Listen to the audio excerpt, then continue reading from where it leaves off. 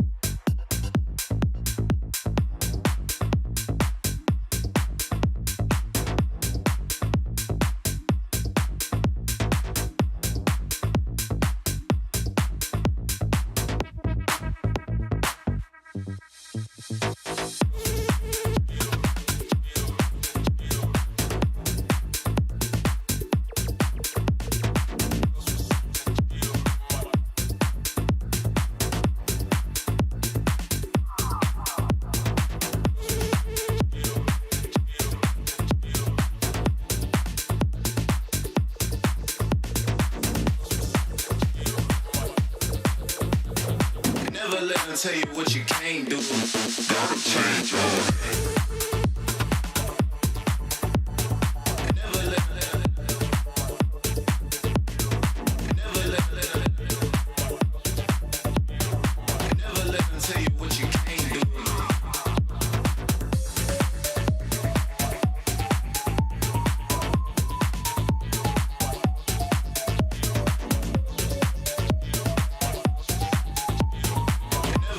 Tell you what you can't do, can't do, can't do.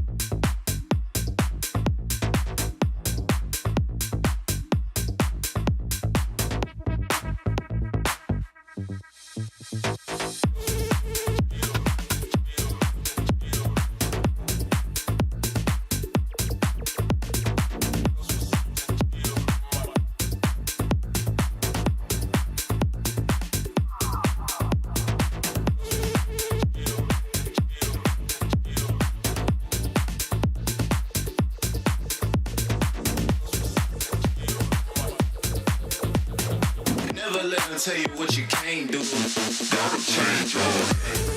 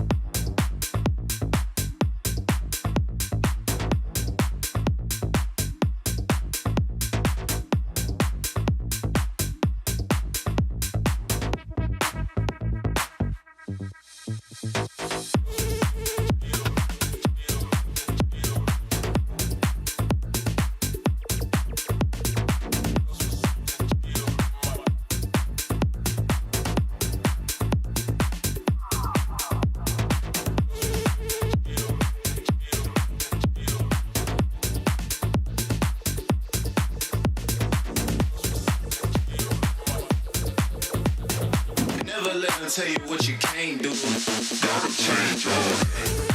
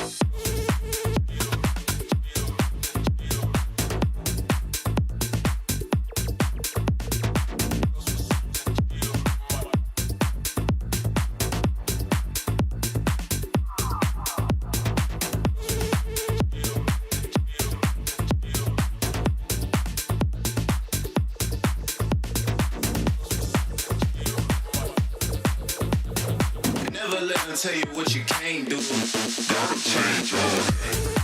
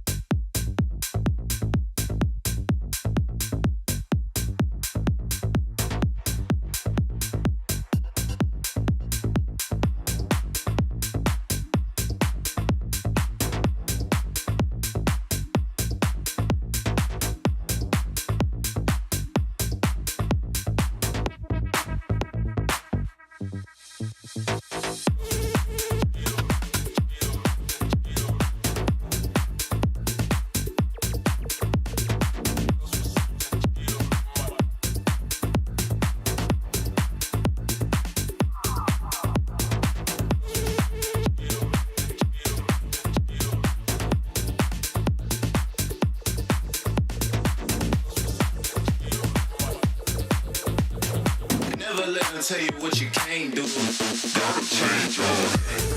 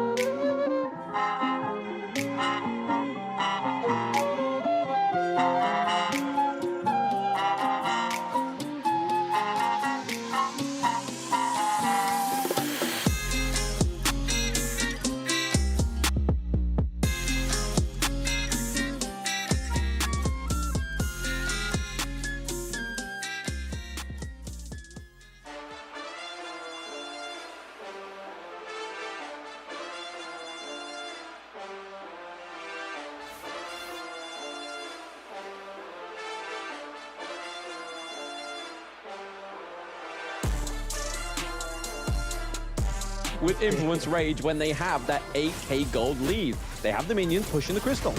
Yeah, they're looking to push at this point. Oh, it looks like the MTS is going from the backside. He's trying to go in, and they do end up getting the kill. They get Sunny on that one, but the flashback. Iraqi Zoro's down as well as Mali and really want to fight this one, but now he's on the run. He's been slowed down with the time bomb. He decides to go in, but he gets killed. He got caught out of position. Iraqi Zoro's just barely, no, he's going to get sniped in the end. He gets killed. Bilal will take credit for this. Charm is down for the count as well. They've got 4 members of FAR, make that 5, and they will take the 8th.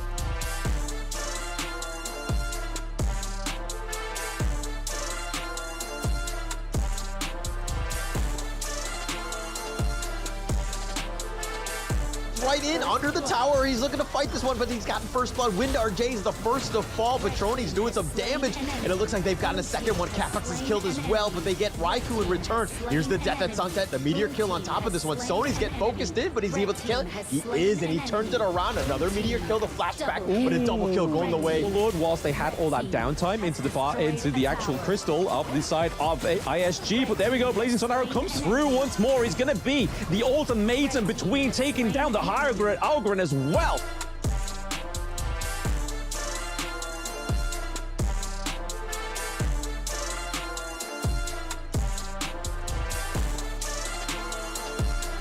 MTS doing a lot of damage onto the Kaiser. Kaiser's now back into it. That is a kill going over to the side of ISG and Tribe. 1-2 trades so far for both of them, because that's where all his healing is going to come from, as well as his abilities. We see the Conductor of Souls come through. There is no knock-up though. However, MTS gets taken down once more because the damage from Muster is just too much. We see Mali going down as well. That's a 3-0 trade because Startins now come back up. Zhang Fei on the run. This could be the setup of a triple kill.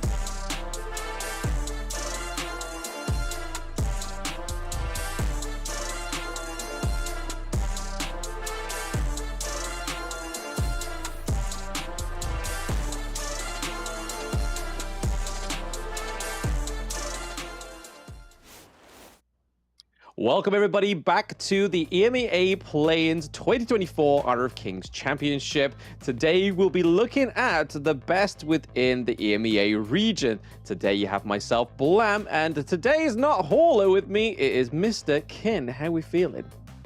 That's right, it's your favorite kind of tofu, and I'm feeling great. Now, this is the last leg of the qualifiers here for the play-ins, and EMEA, a region that I think is going to be really exciting later tonight, because I feel all 3 teams very well matched against each other.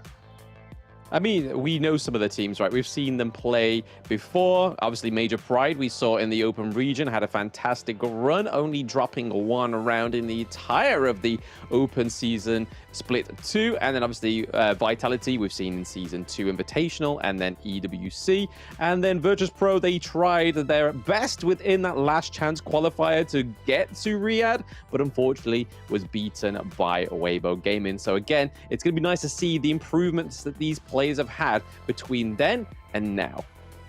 That's right. Now, all these 3 teams, they have been close to the markers before, and it would sting to kind of miss the mark again, right? So today is a really important day because this is going to set the advantage for them as we head into the final stages of this play-ins. Yeah, I mean, the best thing you can hope for any of these teams is that there's a few, like, 2-1 scores coming through with some of these battles, right? Because if there's a solid 2-2s going all over and you've been on the receiving end of those, you're then going to be 4 points behind as you get into day 2. But they are the teams here, Virtus.pro, Vitality, and Major Pride. All these teams have a little bit of a weight behind them here, right? They have Major Pride, the only team that may not be the ones to get through to the play-ins, who got all the way from the Open Series, because Influence Rage and Fearless Esports Hong Kong was able to. Vitality having to come back off of not the best performance from EWC, right? And then Virtus.pro, obviously the only loss that they have had so far is just at that last chance qualifier. So they now have another chance to prove themselves to be the EMEA Masters. That's right. They have missed the mark before, they have felt the pain, and today I think they want to come out swinging, right? They want to show us that they are the best, they deserve this slot as well, and they definitely want to go into the playoffs in Indonesia. Now let's take a look at the schedules here. It's going to be Virtus.pro going up against Major Pride, first game of the day. Secondly, they will be having three games actually today. Virtus.pro will be going up against Vitality, and once again playing the second round against Major Pride. Yeah, look how easy Vitality get it today, right? They get one game halfway through the day, and then they're like, hey, my job's done now. I'm just going to go and chill, or it's, oh, we've lost our first game of the play-ins, right, against Virtus.pro. So just as equally tough for Virtus.pro because they have all 3 games today. So that means that in terms of the matches they have tomorrow, won't be as many, right? So they have to make the most of this day one. Yep, so they definitely need to be on point. They need to be on the ball as well. And here we go, Vitality getting ready on stage as well. Yes, this is a familiar roster. Obviously, we have a little bit of a difference now. The support player is no longer Benji. Benji is a substitute, and we have Winter on there. So it's going to be really interesting to see how this kind of makes the difference of the chemistry of the team, right? This is a new player coming onto the global stage for the first time with Team Vitality. They still have the same coach as well. So I can imagine there's been a lot of preparation for this team to get to this point. Yeah, exactly. Every time there's a new change in a roster, things will go through a shakeup, right? Because now it's a new person to communicate with, it's a new person to kind of draft with, and play styles might differ. But at this point, I believe they should have the synergy. I mean, we've already seen them play at the Esports World Cup, and while their performance wasn't what they wanted, I think today we might get to see what kind of a sauce they're going to bring into the battle today. Yeah, I mean, we saw them in Season 2 Invitational, right? There was a lot of Kaiser in the jungle because there was a case of City Boy and Shanks switching between the jungle role for themselves, so they had to kind of play back to basics, something that was a little bit more of a front line. But we can kind of hope with all the kind of play-ins that they've done up until now, they've got a few different pocket picks in their draft, because I can't imagine that Kaiser's going to get them through the entire of the play-ins, right, Ken? Yeah, for sure. Now it's definitely going to be a totally different draft, right? And you know what? My biggest memory on the side of Vitality actually comes from Shanks. So Shanks, as we know, can put up those all-star MVP performances. And today he needs to be on point. So he needs to bring the A game. He needs to be that farm lane that Vitality needs so that they can make it through. Yeah, not only that, right? Highland, we know, had a good performance within EWC, but then also Season 2 Invitational, and really surprising us with that Shangguan pick, right? That was probably one of the first times we actually started to see Shangguan actually come out onto the Gorge, and then after that point, we saw other teams picking it up, especially when they needed a lot of burst damage, and Highland played it to almost perfection, right? There's a lot of pressure for the player, and hopefully he's kind of overcome this pressure for himself, and he's just going to really dominate these games in the EMEA play-ins. Yep, if you take a look at the face of the coach, I think she feels pretty confident as well. So this is a good sign for the side of Vitality. Of course, you know, no biasness here. We want all 3 teams to perform. But end of the day, it is a competition, right? So it is strongest, survival of the strongest. So at this point, as long as they're able to pull their weight in their individual roles, it should work out for them. But, you know, this is just half of the battle. Yeah, Kid, I can see you on the screen. It's Kinception. Kinception. We're hearing him. We're not seeing him, but we're seeing him in the background. Kin, how do you feel that you can see yourself? What would you tell past Kin right now? What? You guys are looking at me from a different screen? Look. No, look. Can you see Winter? Look to her right or left. You can kind of see you on the screen in the background. Oh, Kinception. Okay. Well, nonetheless, let's go straight into the action. The draft has started. So we're going to have Vitality go up against Virtus.pro first. Yuan and Lung, what do you think about this pick? I mean, this has been a solid pick of the entire Open Series, the play-ins, right? The pressure, the appearance of the Yuan within the BP has been huge, and it's a good first pick, right? You can flex it into the mid lane, you can flex it into the jungle, keeps your opponents guessing. But we now see Virtus.pro have actually on the stage as well. We just saw Vex there. They ban out the Mai Shiranui, they ban out the Dolia and the Sun Bin. After locking in that Zhongfei for themselves, they kind of want to make sure that those more enchantress kind of support heroes don't come through, because we know the great counter engage mechanics that Sunbin has, right? And the same with the Dolia. Yeah, that's right. And if you take a look at the draft, it's really a sourcing kind of draft, right? They want to look for those openings, and this will place a lot of emphasis onto the Ogren for the side of VP, and for the side of Vitality, it's going to fall on the Dharma. So they need to find these openings, and hopefully with the openings, it will then allow their farm lanes to really just deal and get the damage in as well. Yeah, I mean, this is a classic 90 pick, right? Dharma was probably one of the big picks for him in EWC. We saw him come through with the Dharma quite often, especially back then when Orgrim wasn't quite yet available to be used. We was looking more of a switch up between the Elaine, the Byron, which obviously has now been banned out. Same with the Hino as well. So looking to focus not only the mid lane, but also a jungle pick. The Hino can be as well. But locking in the Orgrim for a Virtus.pro is huge for them, right? They do go for the Dharma to try and get a little bit more CC to try and counter the Orgrin, but Ali coming through there as well is a great first pick for the side of Virtus.pro. They go for the Mulan. So again, this is a hero that wasn't actually getting a lot of airtime in EWC. It was, I believe, AG Global picked it up, right, against the KPL Dream Team. And then ever since then, I hadn't seen it since Season 1 Invitational. So hey, the Mulan comes out onto the Gorge once more to go against the Dharma. How do we feel about that one, Ken? Really good, right? Because with the recent patch itself, Mulan is now buffed, so you can definitely expect her to appear on the Gorge a little bit more. In terms of proficiency, we're looking for an opening. So if she catches onto anyone on the backlines, if there is no anti-CC protection, essentially you can kind of soft confirm that it's going to be a kill. But at this point of time, looks like they want to go for the heals as well. Tyen as well as Princess Frost will be picked up on the side of Vitality. I like the CC, but Princess Frost is a highly mechanical hero. Needs a lot of spacing, needs to be very accurate. And I think it might be of a certain difficulty for Vitality. Yeah, I think they just want to go for quite a bit of sustain, right? Because, I mean, they have the sustain from the Huan, they have it from the Taiyan as well. And kind of pairing that with the Lung and the Dharma, you can kind of see a little bit of a hyper carry strat going on for the side of Team Vitality, whereas over to the side of Virtus.pro, they're going for some really solid picks like the Orgrin, like the Ali as well, some really good high appearance picks. It just all depends on how they play it and seeing how, if Mac can actually match up to Shank's performance, right? Because with the Ali being a late game hero, you need to make sure that that resource acquisition is something that you do quicker than your opponent. Oh yeah, for sure. You know what? Actually, I have a huge concern. That's going to fall on Winter because I'm not the biggest fan of a Tyen pick. I don't feel like she offers too much. But we'll see, right? Because the Earums could be effective in the fights. Yeah, I mean, we can kind of see that they're just going for a lot of CC to try and counter the Orgrin. They don't want to be victims of that Conductor of Souls, right? Yeah, you know, with the healing him, it does provide a lot of sustain, a lot of heals, because one of the things that Vex is looking for is low health. But with the Tyen, it's going to kind of counter that particular front, right? But my concern is Winter, not super survivable in the fights if she gets caught off at the wrong timing.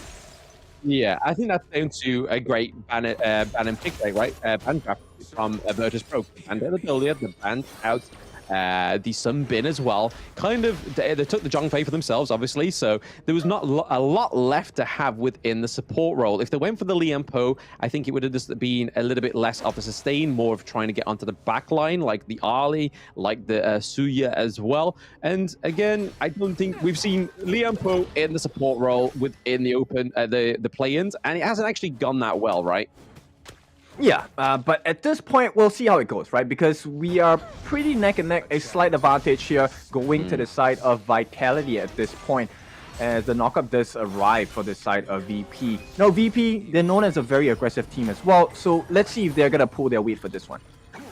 Yeah, I mean, it's all about Vex getting all that gold up right, just making sure he's able to build the Blazing Cape, the Eye of the Phoenix, to just boost that HP regen as well. So it's just all about a matter of time, right, for both of these builds. Okay, 90, dealing a lot of damage. Yep, that's a good poke, right? And this is exactly what Vitality needs to be doing at this point. They will suffer from an EXP deficit because Prince should have it down. The passive coming in, the Sanctification, going to allow him to be much higher level than your usual mid laner. Yeah, I think that's the beauty of the Dharma pick, right? Even though you've got some like versatile, very agile hero like the Mulan just dashing around and stuff like that, he can just like change the angle, right? He can be like pop, pop, pop, pop, turn around, pop, pop, pop, pop, turn around, and just like try and catch her up that way, and even at the same time clear the minion wave. Yeah, so no, enlightenment really important for the side of Vitality. At this point, it's a back and forth, right? Nobody wants to overcommit, nobody wants to give that first blood as well, because once you give a swing to either side, they're gonna snowball really hard.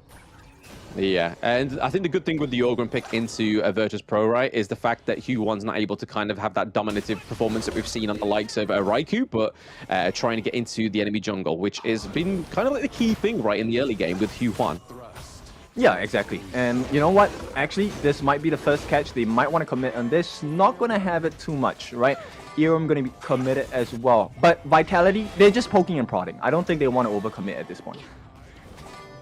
Yeah, just a quick one, Ken. What would you think to the Suya pick here, but ending into the Virtus.pro roster? I like it, right? And it works really well. Here we go. This is going to be the Winter is here. Not going to be enough damage at this point. And, back to your question itself, I think if you give it the Ogryn or even the Mulan or Arlie, it could be very damaging because late game, they are a very scary bunch. It's going to be hard to catch Prince out. Yeah, I'm really surprised though here with Prince because he hasn't able to actually get any sort of like XP level up, even though that's the whole thing of Suya, right? He's still level 6. He's just about to get to level 7. Not too far ahead of Highland. That's kind of, you want to be playing way further ahead in the XP game when you're Suya, right? Yeah, it's a compounding effect, right? And this might be the one that gets it down. Tyrant is in threatening health range. It is going to be Tsuya that gets it. Prince gets the steal. Winter is still alive, but can he survive? First blood actually goes to Vitality. 4-on-1 in the middle. The river is not going to be a safe place. It's going to be 3 down for the side of VP as Vitality take the first step forward. Yeah, they get the crucial kill, Theft, but what past can they take a 3-0 trade over to the side of Team Type Vitality? It does put them up by 700 gold, and it leaves that T1 into the farm lane completely unguarded. So again, that is a way better trade than taking the Tyrant. Tyrant lasts a little longer, but the effects of the T1 takedown, those 3 kills, has a lasting effect, right? Yeah, for sure. And at this point, Mac is trailing Shanks in the EXP department. So even though Prince is leading, it's even out by this part of Shanks. Yeah, just completely trying to change the roles and the leads between these two teams here. But again, we're seeing that gold lead slowly slip away from Virtus.pro. They've got to make sure that they can take a next team fight in their favor. It kind of went like... At the beginning part, we saw it was like, hey, okay, Virtus.pro, they get the crucial kill theft. Maybe that extra bit of damage would help them. But no, it's just how Team Vitality navigated that whole team fight was just a great composure. Yeah, it kind of like nullifies the efforts that have been put in by VP right now. 90 gonna just get some pokes in, retreats at this point. And I don't think Vitality wants to overcommit. Right now, they're taking a look at what kind of opening Vitality is going to offer them. Into the mid line, we see a lot of people. Virtus.pro looking to get some traded blows there onto City Boy, but he doesn't feel it. He can heal it. Yeah, it's not a perfect start, right? Because at this point, they committed the flash from 3005, and there was no result for that. There was no return on investment. Yeah, when you want to be using these things, it's completely opportunity, right? You need to just make sure you're getting the most out of when you sacrifice something that is fatal within either getting a way into a team fight or a way out, especially on a hero like the Mulan. You can kind of see Mac actually doing a little bit of a mirroring play that Shanks was doing into the farm lane, right? He's looking to get that T1 into the clash lane. Zhang Fei is doing a great job at keeping the side of Vitality from him. 90 maybe getting an approach here. Yep, Winter is here, going to be dropped down. The stun does not land from the side of Prince, but they do get the return blow from City Boy, right? Now, I know you like to play a mean Ogryn Blam. At this point, does it feel like he's under a lot of pressure? I mean, if you look at the goal difference, no, because he's ahead, right? So the Path of Passings are coming through pretty well. He's able to get his Azure Golems and Crimson Golems at all times. It's not like City Boy is doing much to actually try and starve the Ogryn, which is kind of the counterplay, right? If you don't have the CC, you've got to starve the Ogryn. Yeah, which is also a risk that they're taking, right? Because if you invade the jungle at the wrong time, essentially you give away that lead you've worked so hard in the first 7 minutes of the game for. Yeah, you can kind of see, though, in the gold lead that Shanks is able to get just a little bit ahead of Mac right now, and that's the kind of thing you don't want to let slip further away. But we've seen Shanks plenty of times. He's able to just be a great farm lane player. That was a great wave clear from the side of Vitality, just keeping that T1, maybe trying to go for it into the bot lane. They're able to get it on the side of Virtus.pro. So another turret is going over to Virtus.pro. So Virtus.pro not having that same issue as Tribe Gaming did yesterday. Yep, and here we go. This could be the engage that they're looking for. They will not overcommit, right? It's all about positioning for the side of Vitality. And based on what they're doing, I feel like they could be a bit more aggressive. Right now, they are just too afraid to overstep their boundaries. I mean, that's got to be good for Virtus.pro, right? Especially for the ego. It's like, hey, they're not sort of like taking us for granted here. They're actually playing with a lot of respect for the side of Virtus.pro. Mulan might get caught out in a 2v1 up into the clash lane. We have not seen just yet, but hey, so far so good for both of these teams. They're keeping neck and neck, right? Yep, and it's going to be a trade, right? With 3005, team might not die. They do not get the steal here on the side of Vitality. And this could be the swing that VP has been waiting for, right? So a failed play on the top, this could spell the end of the lead. Absolutely. Yep, So, conductor results going in. Might be. Oh my goodness, it's going to be a kill, and this was the concern, right? Winter immediately gets bursted down. They make the trade, but is it worthwhile, right? You give a support, you get a trade in the neutral objectives. What do you think, Blam? It all depends on what Vitality now do with the Overlord, right? When those Vanguards come through, are they actually going to get a lot of pressure into those lanes? Right now, you can kind of see that the advantage for Virtus.pro is down into the bot side of the lane, whereas right now, it's pretty much equalized in that clash lane. Seeing the teleport mechanic come through here for a 3005. Looking to get a bit of a macro push and stop that, but hey, mid-fight. Yep, Conductor, so it's going to be dropped. The freeze comes in. Frigid Prison going to land that mark. Vex is falling low. Could be the last hit there. Will not finish the mark. Vex walks away. This could be the turnaround that VP have been waiting for. They won't overcommit. At this point, 3005. He's looking for an opening. They won't overcommit, and 3005 did what he needed to do in that bot lane, right? Was get the macro play, but he made no. here. Yep, he's going to give his life, and this is going to be a lead back in the favor on the side of Vitality as well. If 90 does not fall, it's a win for Vitality. Yeah, that would have been a huge fall for Vitality there if 90 did fall. We do see the retreat for Vex, though, over the wall with the Path of Passing. Are they going to lead up with Grizzly Q going in? Yep, the beast is unleashed here, but it's going to be the ultimate coming in from the Yuhuan as well. It's all good. City Boy saved the team for the time being, and they want to maintain this lead that they have. A lot of trading blows, a lot of damage onto the Zhong face, so really just keeping away from this next interaction, especially onto the Shadow Tyrant. Maybe this is what Vitality was doing, was just giving over these normal Tyrants and expecting to get that Shadow Tyrant, but you can kind of see the Virtus.pro are going for that Shadow Overlord, right? Shadow Vanguards are very good with those macro plays. Yep, I like it. They make a beeline straight away, right? The moment they knew that, hey, the Tyrant is not worth contesting for, let's go for the Shadow Overlord instead. Yeah, placing that a bit of pressure into the mid lane. They're able to get the T1, however, onto the side of Team Vitality. So only T1 surviving now on the side of Virtus.pro is that clash lane. And we know how important that mid T1 is. Virtus.pro tried very well trying to get the T1 from Team Vitality, but they just put up too much of a fight to defend it. It is ground zero at the end of the day, right? Yeah, so map advantage slightly towards Vitality once they reset the waves, right? At this point, Shadow Overlord, Shadow Vanguards, they're coming down. I don't think it's going to pose too much of a problem, but based on how VP rotates, we'll see. Yes, so far we're looking at that goal lead, and it hasn't actually flitted too much between these teams, right? And I think that's the blessing for Virtus.pro right now, is the fact that they haven't lost a huge goal lead. Because if that's the case, Team Vitality will be clapping back. But here it comes. The Winter is coming, is laid down. Vex is falling low. Some Rampage coming in. They're going to start the fight perfectly on the side of Vitality. They get the kill. Now they are going to reverse that wave. And right now, it's just pressure all across 3 lanes for the side of Vitality. This was the problem that ISG had yesterday, right? When they went into team fights, their opponent's Influence Rage was taking out the Ogryn straight away. And that's kind of see what you're getting here from Team Vitality. They're focusing the Ogryn, so they don't really have much of a front line. Grizzly Q is always being used as like a second engage, or maybe trying to just catch off the rest of Team Vitality when they're not expecting it. Maybe not being used in the best way, but for now, let's see how they do without the Ogryn. Ogryn now back up. They've got to try and get some defensive measures here for VP. Okay, so gold advantage still definitely in the side of Vitality, right? But EXP-wise, this is the benefit of having Prince. And here comes Vex. He's looking for an opening on the back lines. It is not going to be safe.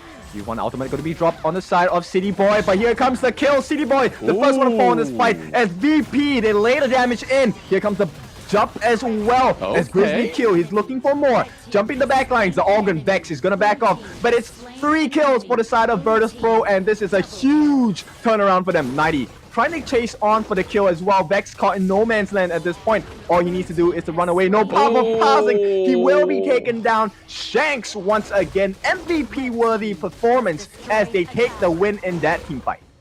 Yeah, that infinite vastness coming through at the right point, right? Just get Shanks out of there, and then Shanks can then just get back in when he sees fit. And right when 90 was taking the chase onto Grizzly Q and Vex, he was like, hey, I'm coming back in there, boys. Don't worry. I've got the damage. And you can kind of see within the itemization, he's got the Starbreaker, he's got the Eternity Blade, he's got the Master Blade, and he's got the Siege Breaker. So there's a lot of damage coming from Shanks, and it showed there, just decimating Vex in a few blows. Yeah, and this is really important, right? So VP at this point, I think what they need to find is to try and access the backline. They need the backline dive. Grizzly Q is in charge of this. Here we go, City Boy, once again getting caught out. Does use the Unending Sorrow to get out, Melody of Peace actually. And at this point, it's all about map control because in the next 15 seconds, it's going to be the Shadow, Overlord, and Tyrant pick again. Yeah, you can kind of see a bit of a rat race going on right now. You can see the Vitality have gone for the Clash lane push, and you can see that 3005 has gone for the farm lane push. So trying to get that trade for the T2s across the map is probably the best play here, right? Rather than playing it defensive and then losing everything, you're gaining something. And looking to take that Shadow Tyrant, they're able to. Shadow Overlord here, going to be contested for Vitality. Yep, so Vitality, they know what's at risk, but this opens up the map. 3005, he's gonna get that T3 on the bottom. Is this a mistake from the side of VP? Oh! Well, you can kind of see what Team Vitality wanted to do there, right? They wanted to get the Overlord quick enough so they could negate 3005's push into the bot lane, but they weren't able to get it quick enough and set it up quick enough. All right, the Beast is going to be dropped here. This could be the big fight for the side of VP. They've been looking for this the whole game. 90, the first one to fall. He is going to be low on health as well. Winter going to be silenced, taken out immediately. Highland on the back line is getting caught out by Mac. Mac is just all over the place with the lift step as well. And they clear out majority of the team, only losing 3005. City Boy left alone to his own devices at this point. You have the Shadow Vanguards, you have the Shadow Overlord, but it's not going to be enough. Grizzly Q gonna keep him in place for Vex. Vex looking for the powerful passing as well. He's gonna try. He's buying time, City Boy, but that's all he's doing at this point. Because here comes a Mac, and it is gonna be given to Grizzly Q. Unfortunate there, but VP take it all. Absolute Mac attack, right? He came out of nowhere. He literally saved that whole interaction for the side of VP. If it weren't for that, putting the pressure onto Shanks, Shanks could have completely dominated that, right? He took a lot of blows in the early team fight, but was able to get the infinite fastness to get out of there. But Mac was just like, hey, buddy, where you going? I'm going to catch you. And that was the best part of the whole thing for VP. Able to take that fight, take it in a really good nature, but Vitality had the Vanguards, right? So they had the added pressure of making sure that not all the side of VP died, because if they did, those Vanguards could have taken out that T2 into the mid lane, or even the high ground turrets into the Clash lane. But a really good play there that set up the whole thing thanks to 3005. Giving props over to VP right now. Oh, look at that. And this is where Prince is showing his value, right? This Zayapik so big at this point. Giving the sanctification over to Mac. Look at Mac. He's level 17. And as of now, based on the last fight, you know they can't handle this Mac. He has his software upgrade at this point. Yeah, no, the extra attack speed, right, is going to be absolutely fatal here. But okay, 90 goes in. Yep, the knockback, and they're gonna try and lay the pain, but the Beast is dropped onto the Gorge as well. They're chasing in. Shanks running for his life. They will try to push him away. City Boy trying to protect his farm lane as well. Infinite Vasa's gonna be dropped, but on the backlines, 3005. He's gonna just push them away, kite them away from this T2 in the mid, and VP just decimate that structure. Yeah, I just had a mid-4 in the game, right? Maybe the Taiyang wasn't the best pick. Maybe the Shuangsu would have been better, right? Especially the counter for the Zhongfei with the big Embridled Outrage, the CC immunity could have stopped a lot of these team fights going up into favor of VP. What do you think about that? Yeah, I think it's a missed opportunity there, right? But you can see where the merits of the thought process was, because they need to survive Vex as well. And Vex, he does damage over time, especially with the path of passing, the depth of precipice as well. So the heals does provide a counter for that, but nobody addressed the fact that Mac was just a pain in the rear areas of Vitality, literally. Yeah. Literally, Mac Attack. I'm rebranding it. Hashtag Mac Attack for the side of VP. Already getting ahead with the gold now. So I think for the first time, they are now ahead steadily by about 1.4k. So that's a kind of lead that they want to get from Team Vitality. They want to make sure they're putting the pressure on in the right places. Yep, the next fight is going to be huge for the side of VP if they can take this. They are going to try and bait this Shadow Tyrant, right? They want this fight. So Vex, I assume, would be very patient with this. Yeah, very, very patient. It looks like they're trying to bait it with the actual Tyrant, but going for the Overlord. I think that's a really good, like, switcheroo, right? That's really well played by the side of VP, using that double smite to their advantage. I don't know who they've learned off VP here, but they're playing a lot better than they did in the last chance qualifier. Yep, Vitality blindsided by that play, and now the pressure is on VP. This might be the game-winning moment for them. Yep, I mean, it's looking like a setup, right? Hopefully they can just follow through with now they have the Shadow Overlord, the Shadow Vanguards, just getting that macro play and just making sure they make the best out of these next few team fights. Waiting in the bush is 90. Yep, Grizzly Q, he doesn't care about that damage. Look at that, they're tickling him at this point. And Shanks, that's just one hit, guys. That's just one hit coming in from Mac. Yeah, they say the truth hurts, right? But at that point, Grizzly Q's just like tickling and just jiggling. It's like, oh, yeah, the truth actually tickled a bit. Yep, and at this point, VP, they're looking for the opening. Vex is just handling two members on his own in the mid as well. They will get rid of that Shadow Vanguard and Overlords at the top lane. So Vitality, it survived the first wave. They survived the first wave, but what's looking even more meatier for me is that Tempest Dragon, right? If Vitality are able to survive this barrage on the base with the Vanguards, we could be seeing a Tempest Dragon come through in game 1 of day 1. Okay, the beast is going to be dropped. Grizzly Q, this is not the way he wants to start the fight. Universal Law going to be laid down, but here comes the Flaming Palms. What a hit! And Shanks, they make a survival play there. Instant kill coming in from Shanks. What a play. Yeah, I think that was a nicely timed kill onto Mac, right? As the Tempest Dragon is up in 18 seconds. Mac is down for a further about 10 seconds between the spawn and the Tempest, which means that Vitality could get a really good head start onto the Tempest or even bait a team fight. Right now, they kind of want to make sure where they're going with this.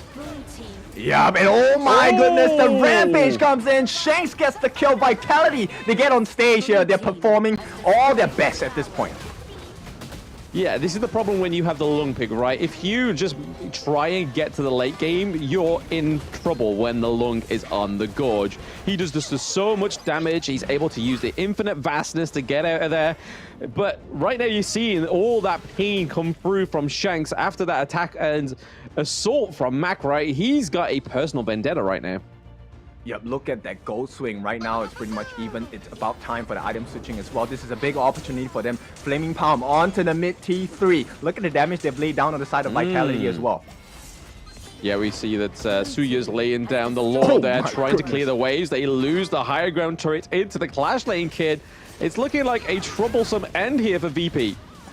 Yep, they can't find an opening on the side of VP. They get caught out on the backlines. Mac is going in for the damage as well. Infinite Vastness going to be the savior for Shanks at this point, but he's falling low. The damage is coming in. VP, they turn it around. They get Winter as well, and this is a successful defense coming in from VP. Yeah, managing to take away the Vanguard, the Tempest Vanguard there at the T3 in the mid lane, just stopping the stuns coming through, stopping the damage as well. Great defense, able to take out Winter, so that's a lot of sustainability from the side of Team Vitality Gun. They've just got to make sure that a VP are able to push these Vanguards away and just basically stave this next Vanguard attack. Oh yeah, this is definitely important, right? At this point, they've burned out 3 elements for their defense. And right now, I feel like, you know, Vitality should put their foot on the pedal, put more pressure. Yes, I mean, there needs to be, right? They have to play this very, very aggressively. They can't kind of play it very cordial in terms of like, hey, let's take a few jabs here and there. It's not that point in the game, right? We get into that 22 minutes. Something has to break. Yep, definitely. And you know what? Both teams now, they have a T3 broken down on their respective lanes, and they have a tower that's extremely dangerously low as well. Yeah, looking for a big push here is Team Vitality. The only thing standing between that high ground turret is the Mulan right now. Okay. Yep, the swing comes in. The beast is going to be dropped as well. Grizzly Q catches 2 on the backlines. Here comes Mac. He's flying in as well. 90, unable to tank the damage. Vex on the backlines, chasing in, gets the kill. That's the first life. But on the other side of the fight, 3005 will be taken down. Right here, Vex might have made a mistake. It's going to be 1-on-5 here. Vex trying for his life. Gets the kill, a killing spree. But VP, they lose 2. It's not enough damage, not enough health. Yeah, no, that was well played there by Vitality, getting that Tempest Dragon, because they was able to push the Vanguard to the Crystal, and now they're on a bad footing for the side of VP, playing a little bit of a handicap, 3v4 right now. What is going to happen here, Kin? I think this is probably it. Yep, this is going to be Forbidden Domain. They are going to try and push it in. Grizzly Q is done for. There's no more tank. They're still so healthy at this point. Infinite Vastness. The Dragon has been unleashed, this time from the side of Vitality. The waves are crashing in. This could be the first game of the match here as Vitality, they go for the Crystal. They get it all. And Vitality take game number 1. What a close match, right? That's one way to kick off day 1 of the EMEA play-ins for the 2024 Honor of Kings Championship. Very, very close, showing a very much improved Virtus.pro to actually go up ahead against Team Vitality and take it all the way to that 23-minute mark. That's a feat in itself, right? That's right. That's why I'm so excited for day 1 of this EMEA play-ins, because all 3 teams really strong, and you can tell, right? You give them a small centimeter, they will take a yard from you. Yes, if they take an inch, they will take a mile. And it got to the point where Virtus.pro was looking like they were going to actually end the game, but just because of that knowledge from Team Vitality, the exposure against some of the hardest teams on the scene, really put like a resilience to their name, and they were able to push through it, make sure they didn't get that mental boom, and went all the way to that 23-minute mark. So Team Vitality getting a 1-up to Virtus.pro, but it wasn't a convincing 1-up, right? It was very contested. Yeah, very tough, right? But this is still the Shanks show coming in all the way from the previous performance he has placed on stage, on the world stage, in fact. And I think it's a really proud moment for him, right? But just to be clear, Mac was on fire as well. Yes, that Mac attack towards the back when we saw that Shanks went down was definitely one of the biggest upsets of that game 1, right? When Virtus.pro decided to flip the whole game for themselves, get the Shadow Tyrant, also take down Shanks, and just completely almost wipe out the whole side of Team Vitality. But fortunate for Team Vitality, they were still able to bounce back from that. And I think it's all down to the Lung pick, right? When you get into that late game with Lung, you give over the Tempest Dragon by the fall of a bad team fight prior to that. The damage that comes through with Lung is crazy, and you're about to see that in these highlights. Yeah, so, you know, with the first big win going over to the side of VP in terms of the steal on the neutral objective, we thought, hey, VP was having a good game, right? But it was just Vitality holding them at knife's edge, telling them, hey, you can't step too far into the base. In fact, there was a moment, I think, right at the mid side where 3005 actually got that T3 on the bot lane of Vitality's base. That was a huge moment for them. Yeah, that was like I was saying to Hauler yesterday, it's all about setting up these side lanes. And this is the thing that I feel like teams like Tribe Gaming need to kind of learn, is that it's not all about these brawls. It's not all about these kills. It's all about making sure you're able to open up your lanes, because that's what really paints the end game for your team. The ways in, being able to apply pressure, making your enemy team think, damn, if we lose one team fight and they've taken our higher ground in the farm lane, that is their way into our base, and we can't let that happen. Yeah, exactly. And, you know, once you have the map control, it's all about how you take the fights. And I think Vitality, they've shown championship material just by learning on the fly as well, right? You could see that Grizzly Q was always a problem when he jumped onto the backlines, but then they changed the formation of the team, and Grizzly Q was always just forced into a 1v5 on the backlines. And suddenly, the damage was coming in from the Lung, and it was just Shank's performance from day to night. Yes. I mean, I have to give props over to 90, right? He was pretty much like a knight in shining armor. That entire match, he was very resilient. He was making some really good plays with the truth mantra and just being able to keep 3005 locked down to that clash lane, which is where we saw him kind of like quiver back into like a shell, right? He was like, I can't really do anything because I'm being put into such a restrictive lane. And that's why we saw the Mulan roaming around, because he didn't want to go 1v1 against 90. It just wasn't going in Mulan's favor. Dharma had the lockdown and 90 performed it super well. Yep, he also caught Vex a couple of times, forced him into a very unfavorable 1v1, right? But with that being said, it's just game one. There's still more to come. So we'll take a small break. When we're back, let's see if VP can come back and be resilient.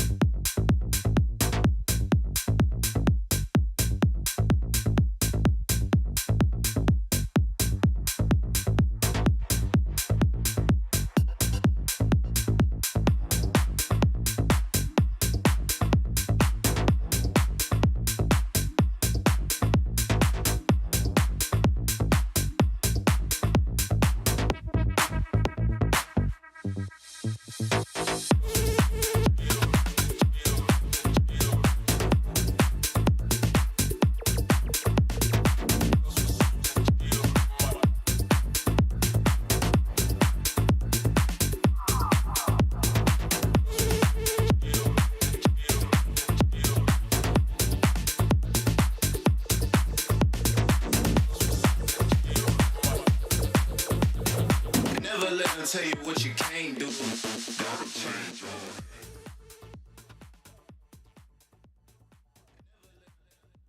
Welcome back. It is a very tight game now between VP and Vitality, and we are going to go into the second game of this best of three. Now, Blam, I think this is one of the closest games we have seen throughout all the three regions play-ins. What do you think about it?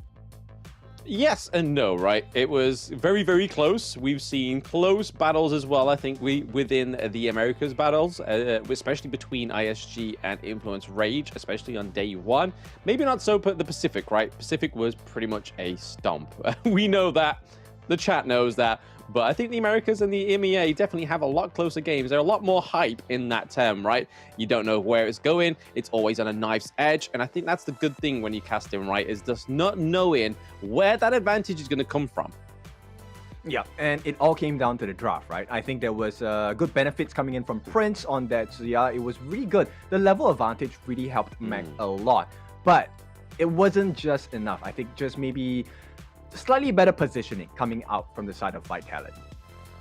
Yeah, positioning, I think it was just more so it was a late game orientated team comp, especially around Shanks on the Lung. And then the Taiyan, I'm not always a big fan of this. Like we saw it in the EMEA regional Open Series, where the Taiyan came through quite a bit.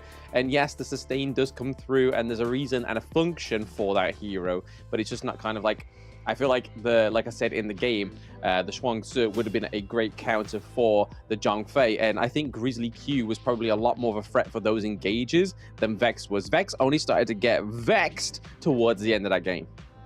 Yeah, I feel like there wasn't enough support for Grizzly Q, and you know what? Maybe this game they can kind of fix that mistake as well, right? It was a missed opportunity for them because he really dove in at the correct times, he got the correct people, but there was no damage coming in.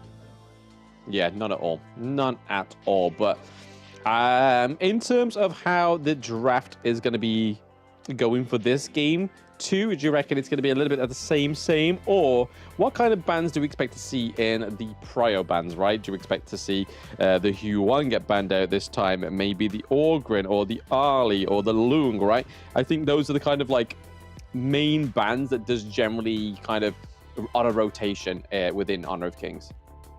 Yeah, we'll see, right? It also depends on who's coming in on the blue side. First pick is really important because when you come in for the second pick, you have the options of the counter bans and the counter picks as well. So at this point, I feel like Vitality, they might just let the Algren, come out.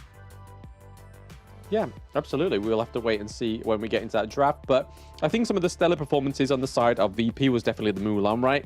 The Suya definitely had that utility towards the end of the game. But we get it into game twos.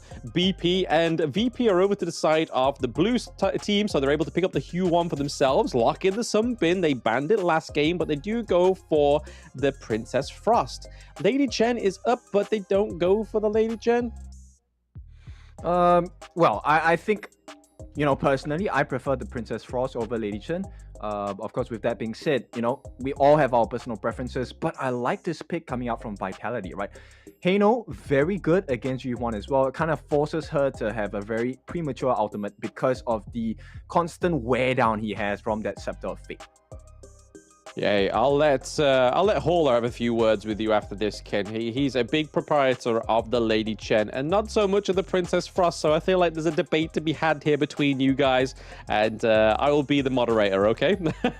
Sure, we know how that conversation goes. It takes a better player to execute a Princess Frost. That's all I'm gonna say. Oh, the spice! Can we get a response from Hauler quick? Stats! But no, let's look at the further part of the bans here. We get the Zhongfei getting banned out for the side of VP. So they're banning out the Beast themselves because they obviously have their support hero locked in and they don't want to give it over to the side of Vitality, right? Having that great strong front line could really set up the likes of the Arlie and even a 90 going onto the Dharma once more. DRNG being banned out as well as the Lung. So a few of those bans we kind of predicted. Yeah, and it's very disruptive, right? Going up against Shanks, playing the Arlie. This time, it is his turn to perform on the Arlie. We'll see if there's a difference in the way that Shanks takes this Arlie. Maybe a different class, maybe a different level. But nonetheless, we expect an all-star performance from this guy. Yes, we'll have to wait and see, but we are suspecting that anyway, right? We saw his lung pick. It was fantastic towards that late game. Ali, however, is again another late game hero, but I feel like she has more chance of getting caught out, depending on how your reactions are with making sure you're able to get back to that parasol.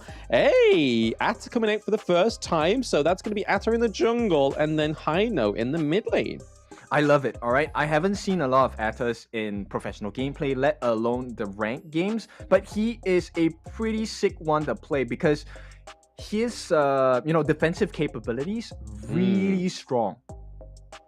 Yes, very, very strong. You have to kind of build the HP, anti-HP regen, right, when you go against the Atta, because that's the whole point of his passive.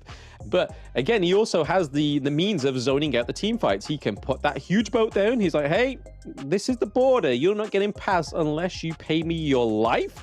And I think that's the good part about the Atta, because it's going to set up those scepters from Hino, be able to lock them into place, and then Hino can just let loose with those scepters. But then you look over to the side of VP, locking in is the Consort U, and then the Byron into the top lane. So I feel like the Byron is definitely like a bit of a back to basics, but most times out of 10, Byron wins that clash lane, right?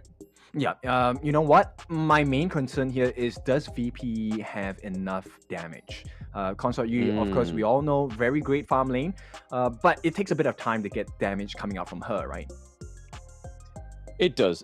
I mean, the good thing about the Consort U in the first part of the match is obviously she has the long range poke, right? So if you can land that, obviously on the Ali, very slippery, it's going to be quite difficult to land it. But we look over to the side of Team Vitality, the Liam Poe does come through, and I'm just hoping somebody just reignites my faith in this Liam Poe pick into the support role, right? Because over the past 2 days, it wasn't looking too good for the Liam Poe. Even I was looking a bit tired at the Liam Poe pick. I was like, come on, bro. You need to make sure that it's all about the time, and it's all about making the most of that Tremor Smash, right? Yeah, and at this point, I feel like I prefer Vitality's draft, right? I think it's a little bit more robust, a little bit easier to execute. And now there's a mechanical difficulty for playing with the sports, as I've already said. And based on how mobile Vitality is, it's going to be a very hard game for Prince. Yes, a very, very hard game for Prince in the mid lane, right? I was a bit saying jungle because I was looking at Prince and Vex, and it was actually in the right place this time, which is always a good thing for my mental state. But hey, we're into game 2, VP against Team Vitality. Team Vitality up by 1 point, but just by the skin of their teeth in that game 1. Yeah, Vitality going to have a good start in the mid lane as well, but right away we see the aggressive engage in the top lane as well. City Boy, he's trying to lay the pain. Grizzly Q, first one of fall, and Vitality, they keep up the lead from game number 1. I mean, you can't be as grizzly on a pick like the Sunbeam, right? It's quite cutesy, it does a lot of damage, but yet you can't quite control the beast that's inside like you can with the Zhang Fei. So Grizzly Q meeting a very premature demise there, but here's that poke that I was on about from the Consort U. Just able to just get those backline minions, make sure you're not at a XP deficit or gold deficit right now, but Highland playing these scepters really well. The poke's coming through very strong. Yeah, it's a very huge peel, right? And at this point, if they allow Highland to just do whatever he wants, Prince is never going to be able to stay in lane.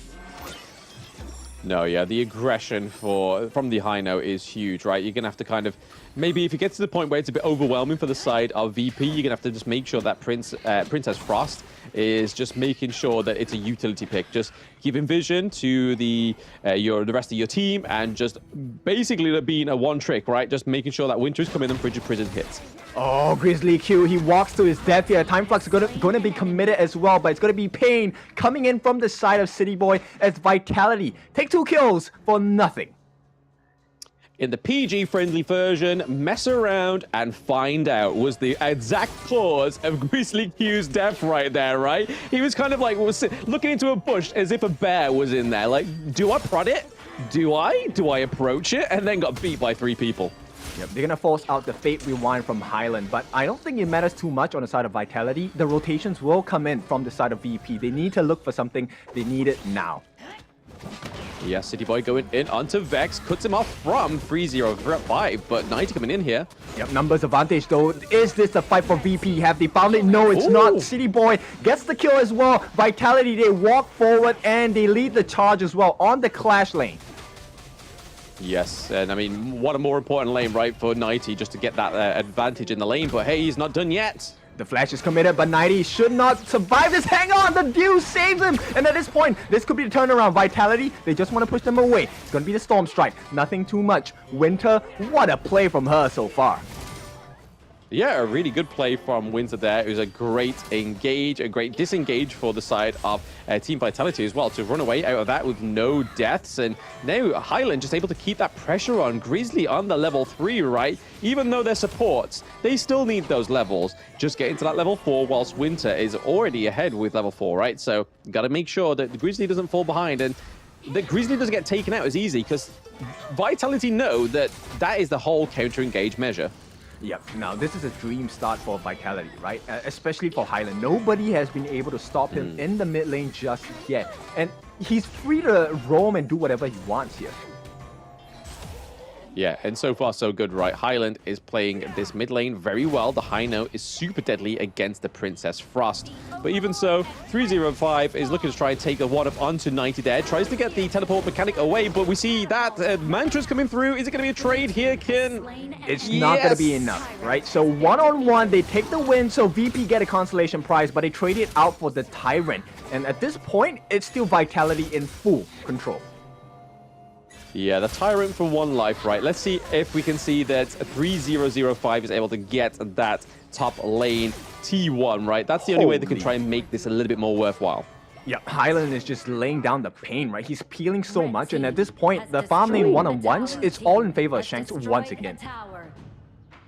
Yeah, so a very concise trade there for the T1s into the Clash and the farm lane, but hey, get in the Tyrant and almost ahead with the goal by 1k as well, right? This is a much better footing for Team Vitality going into the 5th minute. Yep, so 90 is the lost leader, right? They get the kill, but at this point, Ghost Ship is going to be dropped down. Vex is caught in no man's land, this time against 3 different members on the side of Vitality. We'll be using the Melody of Peace to survive that at this point. But it's the Scepters of Fate that are dealing the pain from the side of Vitality. Yes, they are definitely dealing the fateful death on the side of Team Vitality. Highland laying these Scepters down very nicely. I mean, the hit rate, right? This is what I was discussing with Holo. It's all about the hit rate with some of these heroes. And right now, Highland has definitely got a very high hit rate on these Scepters. He's not missing them. Every one of them landed, and they're landing hard. Oh, they wanted to get the Ghost Ship here. It's going to be the Fate Rewind for the side of Highland. He's fine. At this point, it's all about peeling the defenses off of Virtus.pro, and it seems to be working well in favor on the side of Vitality. Yeah, Vitality already up by about 16.7k, and then obviously VP are at that 15.4, so a little bit of a difference. And the gold lead here, they're looking to go for their second neutral objective for Team Vitality. They do get the Overlord as well, so Vanguards will be coming through for Vitality, making it a little bit harder for VP, and you can already see that they're having not as good as a start for VP, right? Oh, for sure. I mean, this is where the draft really works, right? And of course, with the lead they've gotten for themselves, City Boy, at this point, 3 kills already. He is just drowning in money. He is dripping in finesse and resources, but 3005 coming through there with the teleport, just trying to keep it away. But City Boy waiting in the bush. Oh, he doesn't want to take the 1v1 there, even though 90 is in the very close vicinity. Yep, they don't want it. They want to control the mid lane. They want the T1 in the mid as well. And here we go. City Boy, he's going to help out Highland for a bit, right? But the real aggression is all the way on the top. Can Max survive this 2-on-1? They will push him away. The tower is being taken at the same time. VP, they lose a T1 at the top in about a second or so. Yeah, it's just a tricky situation to be in, right? You have a safe place, which is that T1, but then you're also being aggressed from that safe place, and they're also taking that safe place away from you. So Vitality really putting the pressure on in Game 2. They don't want to see that Game 3 go all the way to the 23-minute mark. Vitality almost got caught out. 90 makes a mistake, gets caught out, and here we go. Winter on the run as well. Right now, Highland's just trying to deter them from chasing in. But this is a huge window of opportunity for the side of VP. They need to make something happen. Yeah, try and stop this push into the bot lane here. The Vanguard is still looking pretty active and healthy down there. So 3005 goes down to try and stop that push any further. But hey, City Boy on this adder is definitely making plays and making moves, right? Yep. At this point, the Sea Anchor is probably going to be the win condition for him if he can get that. But at this point, he will back away. It is going to be a mid T1. And City Boy, he jumps in, catches 2 on the ghost ship as well. On the back lines, Prince is all open, but he's unable to land the stuns. 90 jumps into the fight as Vex is caught on the top of the fight, and he's going to make it out safely. Nobody dies just yet, but Vitality, they just want to push them away. Pressure averted. And Virtus.pro, they have to move back once again. Yeah, I mean, it looked like a really aggressive engage there for Team Vitality, but actually coming away with nothing makes it just seem a little bit of a walk in the park, a little bit of a splash on the beach for both of these teams, right? Just splashing each other with the water, not hurting, but Vitality may get caught out here. Yep. I mean, Highland right now, he is just on the cusp of being the pain on the side of VP. All of those scepters of fate are doing so much work for the side of Vitality. Yeah, they're very surgical, right? They are hitting all the pressure points on the side of VP right now, and it's definitely something that they need to work against, right?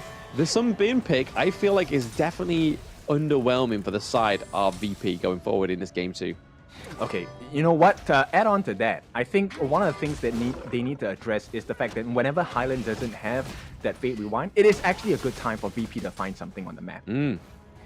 Yeah, you think so, right? But then this is just really showing that Team Vitality have the real presence on the Gorge in Game 2. They have the control in all these lanes so far, and the only thing that's stopping them getting even further is that T1 in the mid lane. Oh yeah, for sure. That's why they're trying so hard to break it, right? At this point, once again, Highland uses the Fate Rewind, but it's all a ploy. They might want to catch out Mac, but he's going to be supported by Grizzly Q at this point.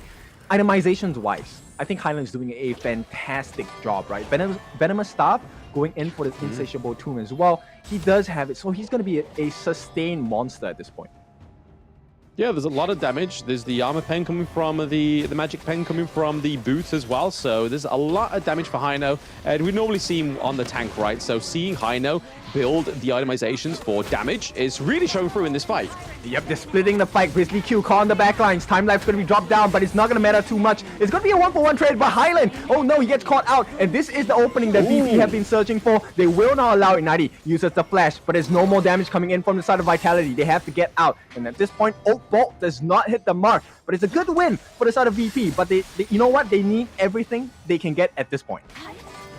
Hey, opening up that T1 is pretty much everything in the mid lane, right? We saw that was the key thing for Team Vitality in Game 1. It now puts VP back on the map, and they're only behind by about 1k, and going into that 10-minute, almost 11-minute mark, Kin, is a little bit of a shaky waters, right, for Team Vitality.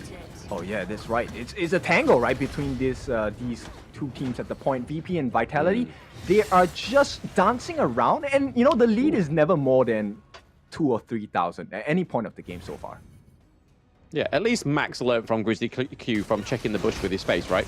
Oh, and right as we say that, it's going to be 3005, gets caught out. VP unable to find anything on the map. City Boy, he's looking for an opening at this stage of the game. Yeah, it's all a bit of a fight around the Shadow Overlord, and a lot of damage could be done, right, from Team Vitality with this Overlord. Okay, City Boy, he finds out Grizzly Q. Here comes the kill as well. 90 gets rid of the support. It's going to be a 3-on-5 now. I don't think they can contest this at this point. Vitality take another dub in the fights. Yes, another dub in the fight and another neutral objective for themselves. Winter now rejoins the rest of the team into the mid lane. Not much of a push going to happen here because they have the wave clear on the side of VP, and I think that's the only thing that's going really well for them here is the wave clear of the Hu Hua and the wave clear of the Princess Frost. It just enables them to kind of stop these leads that Vitality would normally have if he didn't have the likes of the Hu One and the Princess Frost, right? Like, they're able to mitigate and stop them straight away, which is always a good thing for you, especially when you're playing on the behind foot. Not too far behind on the back foot, but you are still playing on the behind. Yep, I would imagine it gets a bit more frustrating for the side of Vitality, right? They've been trying so hard to break down this T1 in the mid. So far, no success just yet, right? And VP, the longer time you give them to kind of farm up, it's going to be an even tougher fight in the late game as well. Yep, they tried so hard and got so far, but in the end, that T1 is still standing for the side of VP. And hey, They're now going ahead with the gold lead for the side of Vitality. They're 37.7k to VP's 34.6, so almost around about 4k gold difference, and that is now where Vitality want to be staying at, right? If they can stay at that 4 gold difference, okay, Yeah, Ghost Ship City comes through. Boy, he's going to open it up, and that's going to be Shanks. He gets the kill here, obliges to the help of the team as well. City Boy, once again, anchor smash, going to try and get a catch onto the backlines. But at this point, they don't need to get the kills, they need the map. Ooh. Shadow Overlord marching or flying down on the top lane. Finally, the T1 is open for the taking on the side of Vitality. Yeah, Vex took a little bit too much damage there, and the pressure from that clash lane means that they're able to open up that T1 in the mid lane for themselves. Winter is coming to try and stop, but hey. Yep, jumping in, catches one with that Tremor Smash as well, but it's all about Shanks. He gets the kill. Highland, complimentary as well. 3 down on the side of VP. This could be more. Vitality open up the map as they look for the kill. It is going to be the last standing member, Prince. He's going to be joined by 3005, who just respawned, but this T3 not going to survive for much longer, as well as the Byron. He tried, but 3005, he will make it out safely so far. Yeah, I think that was a nice little defense there by the side of VP. It's the last thing they can really do, right, is holding on to that T3 into the farm lane, because if that falls, it's going to be a lot harder for him. Shanks is already trying to do a little bit poke here onto 3005. But they can't do much at this point. It's going to be a kill, and it's going to be 90. He takes credit for that. T3 in the mid being pressured as well. There's a lot of pressure coming in from Vitality. All 3 lanes are being pushed in. So far, the defense is successful, but the base is really low. The turrets are really, really low at this point. Yes, every one of the high ground turrets is pretty much holding on to its life at this moment, but all it's going to take is for Team Vitality to just reset, get a few bits of itemization, as you can kind of see here. Shanks hasn't died once. He's gone for the Shadow Ripper, Doomsday first. He has the Eternity Blade. He has the Sun Chaser, and he has the Daybreaker. He is fully stacked right now, and that's going to be hard to play against now when you're on the side of VP. Yep, 6 slotted Shanks, not a dream at all for the side of VP as they work on that Tyrant as well. It's going to be a Shadow Tyrant in the hands of Vitality. Big moment, Winter maybe looking for that Tremor Smash. She can catch out 3. She's going to jump in as well. Going to catch out 2 at this point, but it's the 2 most important members. Grizzly Q gets taken out. Vex as well on the backline. City Boy, he's taking a lot of damage, will be shut down, and it's at this point, Mac is saving the game for the side of VP. Can they deal more damage? Highland with the Fate Rewind, they do get that successful retreat at this point, but the creeps are marching in the mid lane as well, and Vitality, they break the base, they find the chink in the armor. Yes, they've broken the seal on the side of the VP for their base, so the crystal is wide open. Nice jump in. Okay, 90 gets the kill as well. Killing spree for him. He's going to trade out his life at this point. Highland, Shanks, and Winter. The 3 strong member, they will give it a try. At this point, the first life, but it's not going to be enough because it's going to be an unstoppable force from the side of Vitality. They claim the lives of VP 2-0. Yes, much cleaner game 2 from Team Vitality. A lot more aggression. Highland finally getting that kind of pick that he's able to carry on, right? Because we had the Princess Frost in game 1, which means he plays a bit more of a utility role. He plays a little bit more of a supportive backbone, whereas this time around, he's able to be the sword, not the shield. Yep, so very big plays from Highland. He was the cornerstone, right? Because they had to focus a lot of efforts onto Highland, a lot of wasted skills as well. And you know what? Grizzly Q could just not hit the mark. He couldn't hit the mark the entire game because there was not much use for Sumpin in this particular matchup. Yeah, I mean, once they took away the likes of the Zhongfei, they took it away from themselves, right? They could have gone for the Zhongfei on that 3rd pick. It was before the 2nd ban phase as well. So they take out the Zhongfei, they go for the Sunbin. And when you go for Sunbin and only really have the Byron as a front line, it's hard to kind of come back from when your Byron is gone down. You kind of counting on the Hue-1 to be around you to enable to sustain.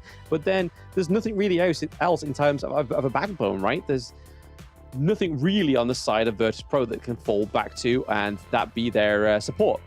Yep, you know, Vitality, just a more sensible draft coming in from the coach as well, right? Winter, she really impressed me a lot because she did so many Tremor Smashes that made life difficult for the side of Virtus.pro. And at that same time, Shanks was just having the time of his life with the farm. Take a look at the damage dealt from Shanks. 100,000 hero damage going over to the side of Virtus.pro. That's a lot of pain.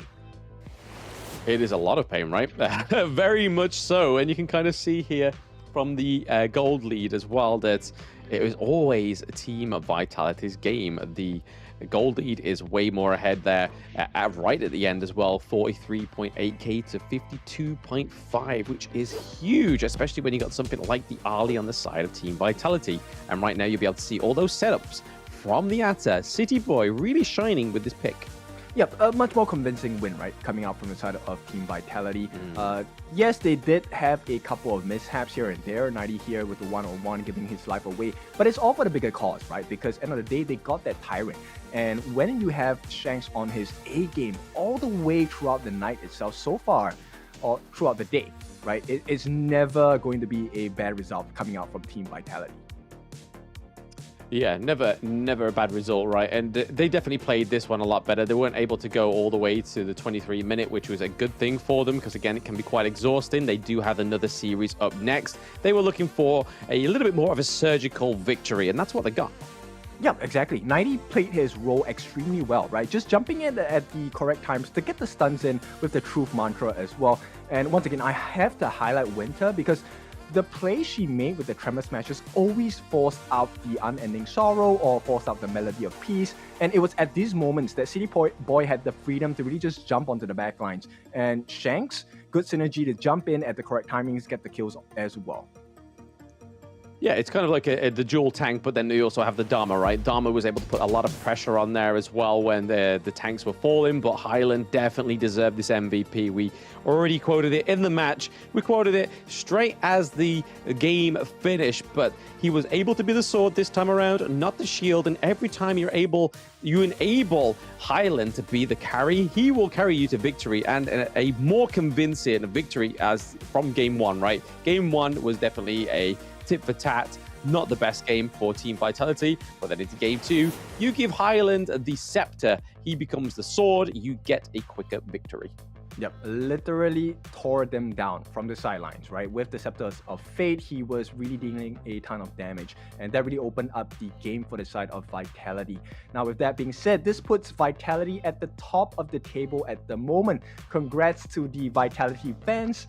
Now we will get ready for the second game of the day, but before we do so, let's go for a break. When we're back, the second game of the day, another best of 3 series.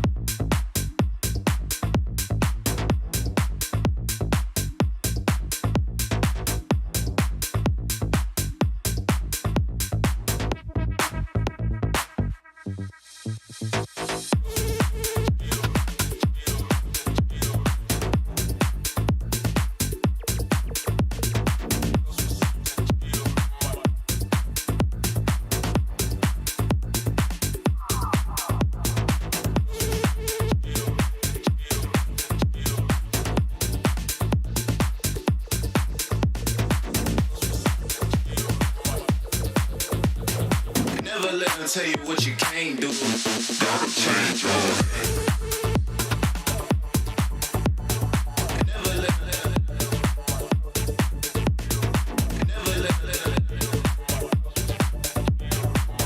let them tell you what you can't do.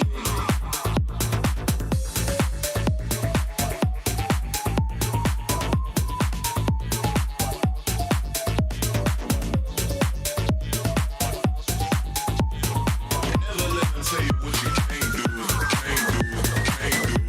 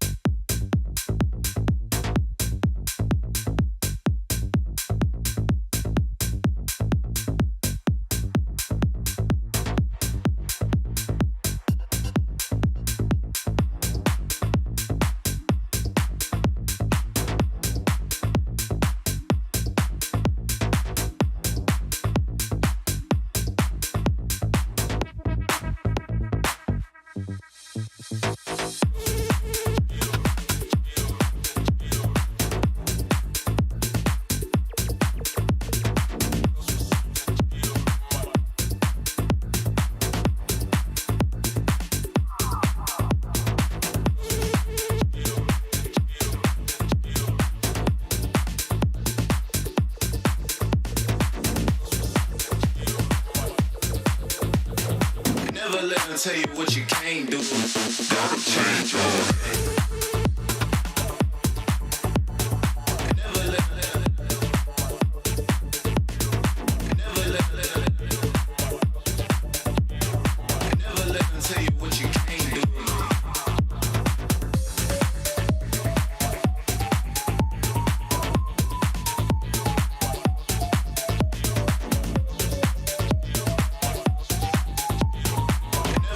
Tell you what you can't do, can't do, can't do.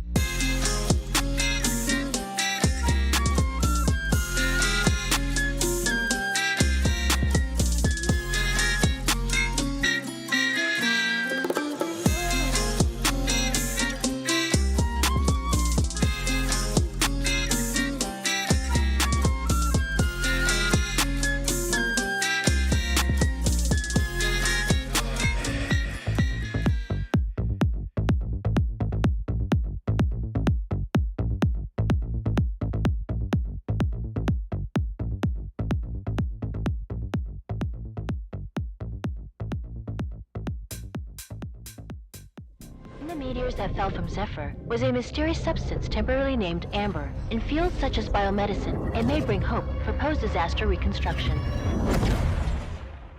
The possibility that they're still alive is practically zero. This is our only chance to save them.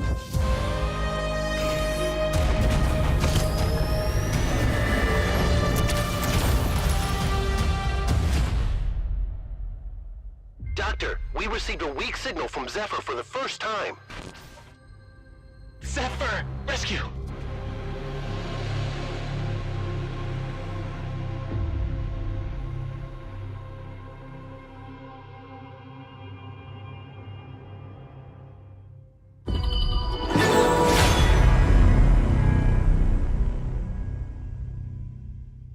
Esports, and they get what they want. Snow caught in the middle of 4 once again, and here comes the Infinite Vastness aggressively, and at this point it is a 1-by-1 they fall.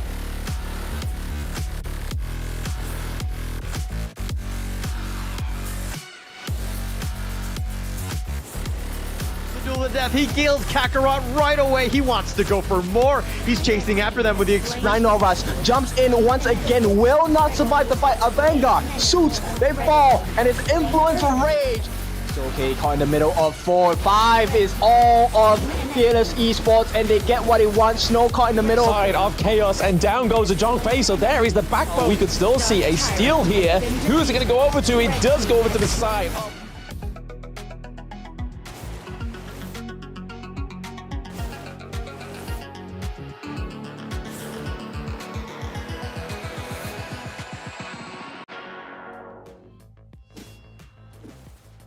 24,000 on the line for the winners of the play-ins as well. Welcome into the EMEA play-ins. With me today is a Blam, and of course it is yours truly, your favorite kind of tofu, Kin Dofu. Yes, we've got already ahead of ourselves with that the match 1 of this day already. So already a 2-0 under our belts, and it was going over to the side of Team Vitality.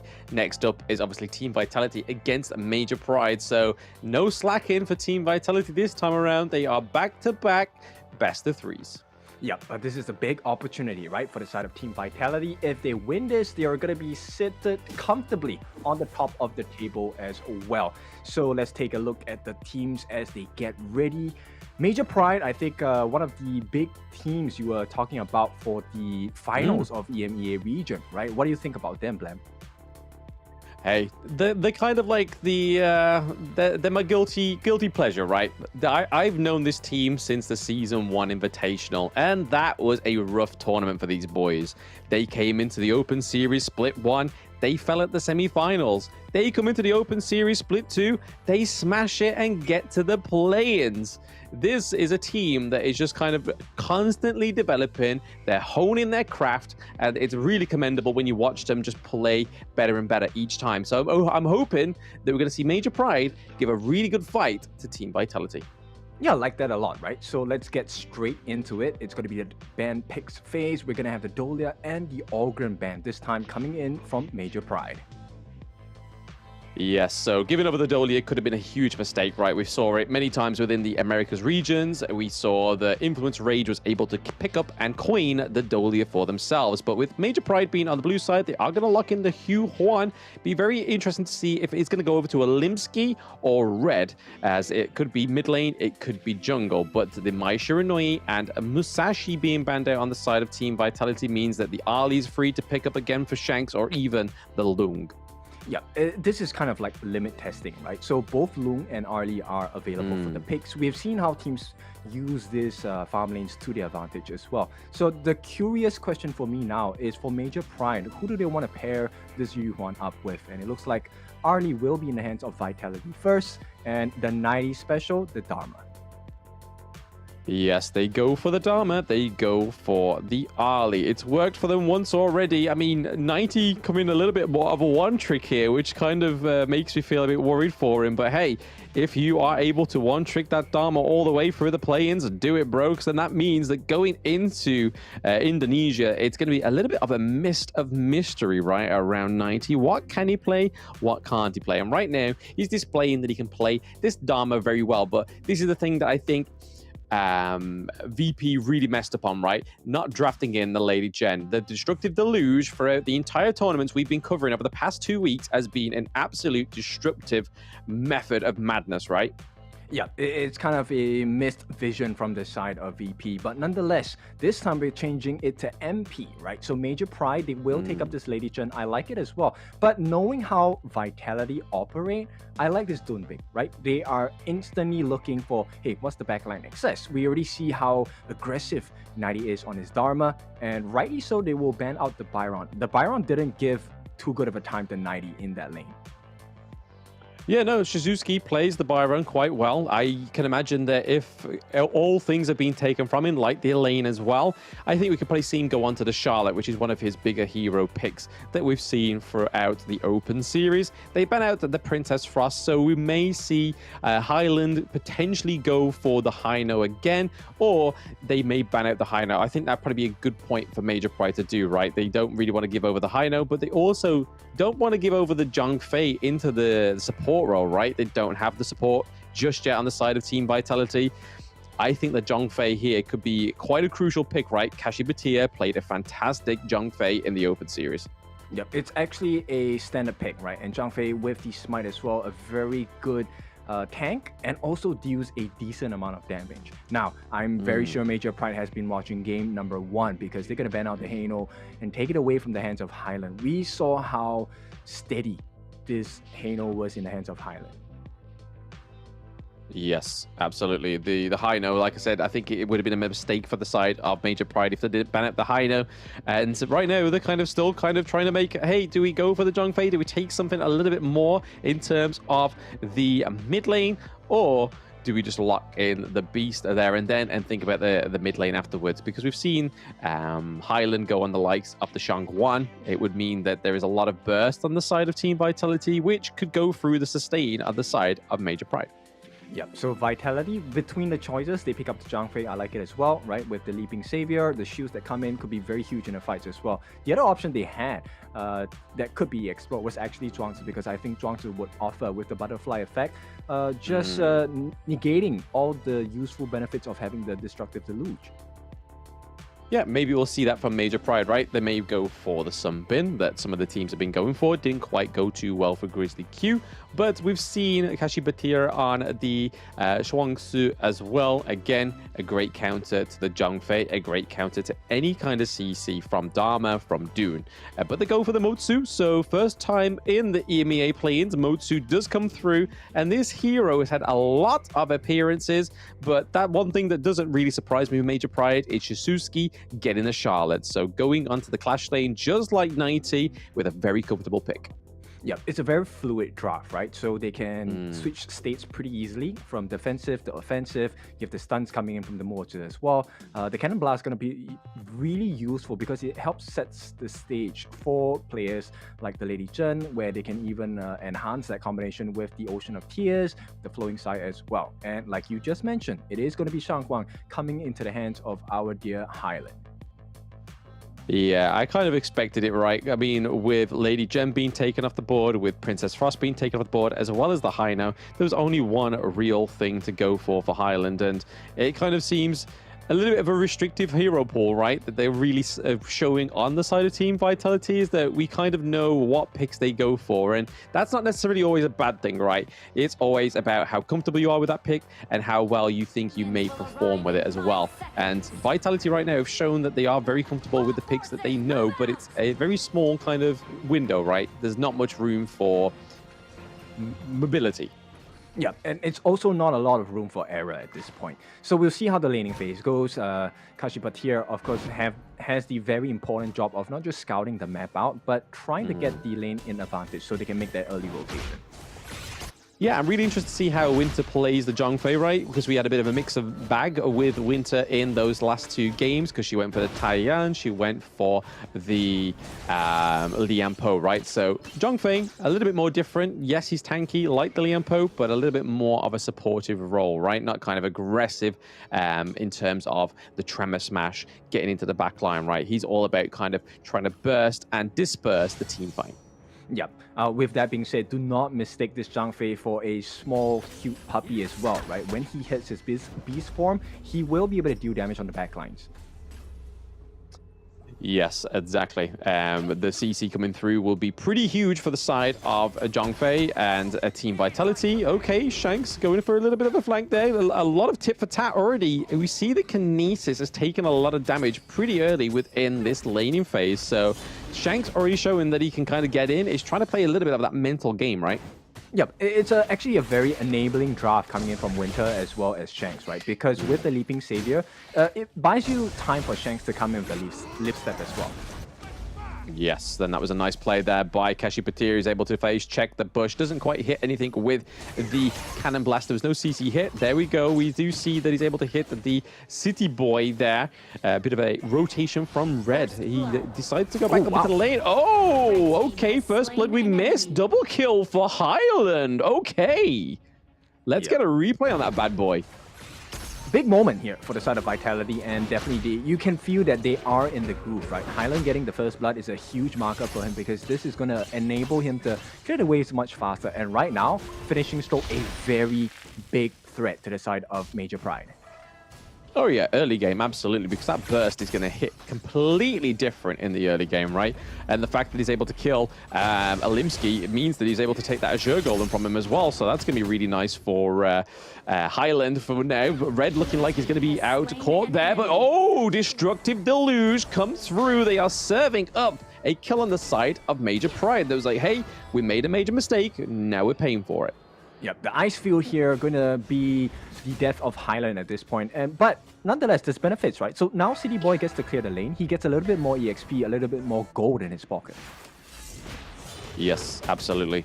We see that they are quite a while ahead there on the gold for the side of Team Vitality. Just about 1k, right? If we now round that up to 8, that to 9.2. So 1.2k gold for the side of Team Vitality. Going into the third minute is quite interesting. It could be a slippery slope here. And 90 comes in with the Truth Mantra as well, helping Highland get the kill into the mid lane.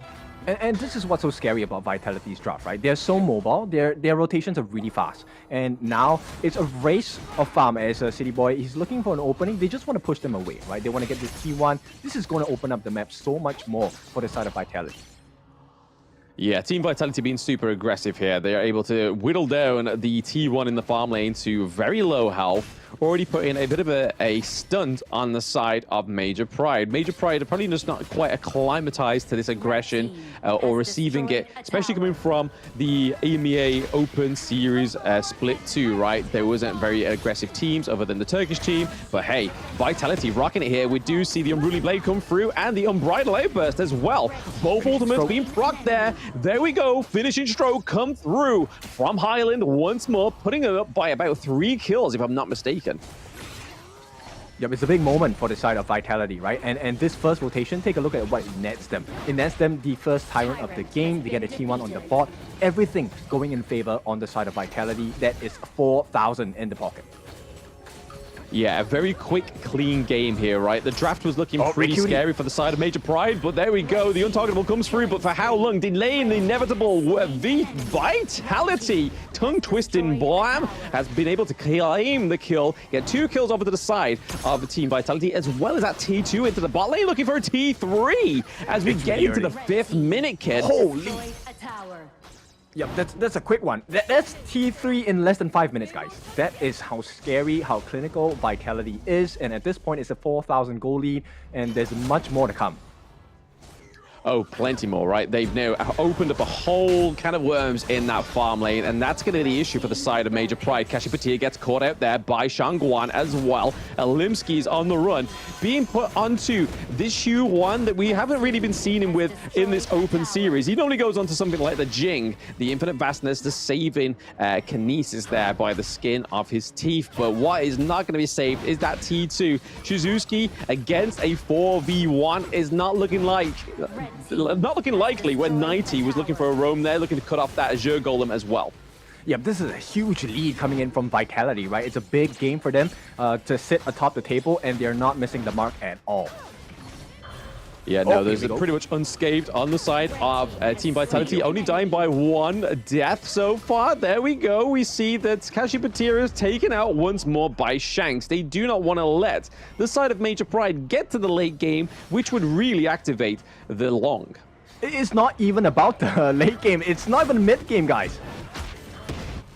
Not even mid-game, the Unbridled Outburst does come through for the side of Team Vitality. The Undying Sorrow comes through, trying to save the side of Major Pride, but it's not going to be enough here. They're assaulting the Crystal, getting a 6-minute win on the table for Team Vitality.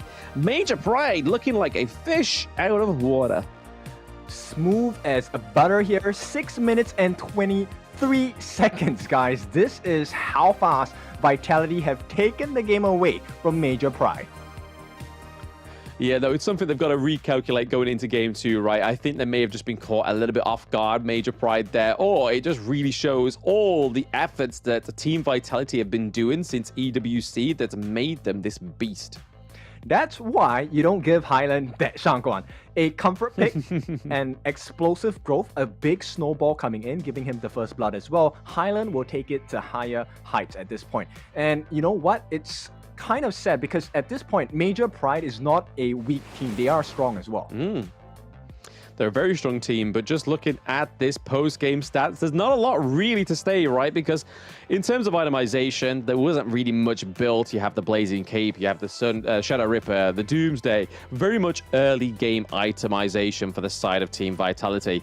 And same with the gold difference as well. You can kind of see that there's not really much to be covered here with City Boy, only a few hundred gold ahead of Olimsky, but where it really kind of shined was in that farm lane, right? Shanks, 5k to 2.5. Yep, Crimson Reaper with the Doomsday, and adding on to that for Highland with the Insatiable Tomb as well. Look at the combined damage that they dealt as a team. Highland 46,000 hero damage on his own, and Shanks dealing 24,000 as well. And this is too much in the early game. This is a combined 66,000 damage. That normally happens in the mid to late game. Yeah, it just plays dividends to Team Vitality, right? We saw that City Boy was very active, roams on the Atta, and he's basically immolated that on the Dune pick. So able to use the Unruly Blade to get to places that normally a wall would be too much of an obstacle. You're going to see it here in the highlights. Not many highlights because it was only a 6-minute match. Those coming in at home. Highland starting off a really strong game 1 of match 2 with a double kill. Yep, masterclass from Highland here, showing off the 2v1 situation where it is Highlands chasing you, not you chasing him. And at this point, this dive, once again, very clean play. You know, Lady Chen was dead already at that point, so Red Cutie didn't have to do much. But the nice attempted stun think inside the box didn't really work out because Vitality, they understood their strength. Yep, I think right now, Major Pride just need to take a little bit of a word from Coach Hauler, which is breathe. They need to breathe, they need room to breathe, but it looks like Team Vitality are not in the oxygen business, especially Highland getting this MVP. 46k damage, 7 kills, 1 death, 1 assist. He was not mucking around. Yeah, normally we would say we blow them out of the water, but it felt like Vitality put them underwater at this point. They couldn't breathe at all. And what a performance by Vitality at this stage of the game. This is a convincing win. Now, if they win one more, they will be atop the table, and similar fashion to the other play-ins as well. It's looking like a very, very big lead that they're going to establish for themselves today.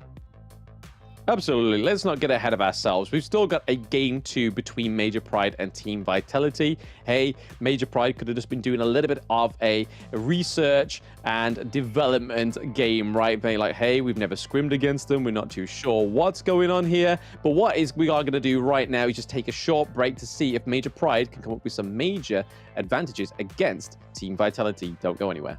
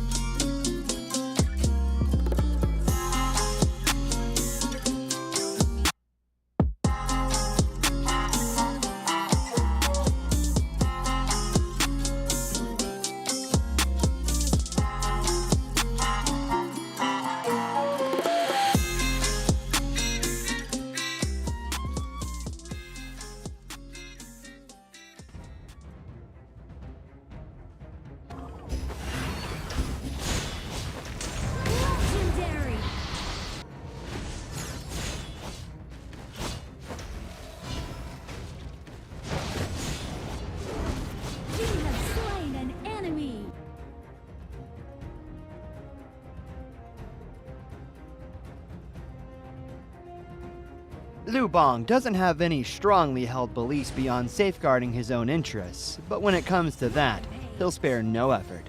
This is his passive skill, which automatically grants him a stack of mark every second. At a certain number of marks, he gains an enhanced basic attack. This is his main damage skill. It enables a shield that deals damage to nearby enemies either when it expires or when he manually disables it. His skill 2 provides movement and crowd control, letting him charge forward to damage and stun enemies in his path. Liu Bang's ultimate is a teleportation skill. It provides the selected teammate with a shield and after a short delay, teleports him to the teammate, restoring health to teammates within range. Upon arriving, Liu Bang also gains an extra movement speed bonus. Notably, the longer he channels for, the stronger the shield and the greater the magical damage dealt by the teleportation. This combo is great for protecting teammates that are being overwhelmed. First, select a teammate to provide them with a shield. As he starts channeling his ultimate, activate skill 1 and wait for the channeling to finish, or tap the ultimate again to teleport. Then, use skill 2 to dash and stun enemies, followed by stage 2 of skill 1 and an enhanced basic attack to deal burst damage. This combo is mainly used to protect your team's carry. It utilizes the ultimate shield and magical damage to help teammates block fatal damage and gives them an opportunity to counterattack. Note that stage 2 of the ultimate can be used flexibly depending on the situation of the battle, though it is most often used to provide emergency support or to retreat from combat. At the start of a match, Liu Bang can choose to clear his lane with skill 1. After unlocking his ultimate at level 4, he can clear the clash lane first, then teleport to teammates to help them. Since his ultimate lets him travel fast, he can take the time to clear minion waves before teleporting to a teammate. This puts pressure on the enemy in the lane, while at the same time building a numerical advantage in teamfights. He can also let teammates initiate fights and use his ultimate to provide them a shield, then jump in to absorb damage and take out enemies with help from the carry. If he's facing an enemy who is stronger but doesn't have any crowd control skills, he can use his ultimate to instantly teleport to easily flee the danger. Liu Bang should focus on leveling up during the early game. After unlocking his ultimate at level 4, he can keep using it to reach teammates and help them build an advantage. During the mid to late game, once he has enough defense and damage, he can mainly focus on laning and teleport into team fights to protect the carry and take out unsuspecting enemies. There, pull out the root of the problem. What's a conscience? A kind of snack? Why duel someone when you can gang up on them in a valley?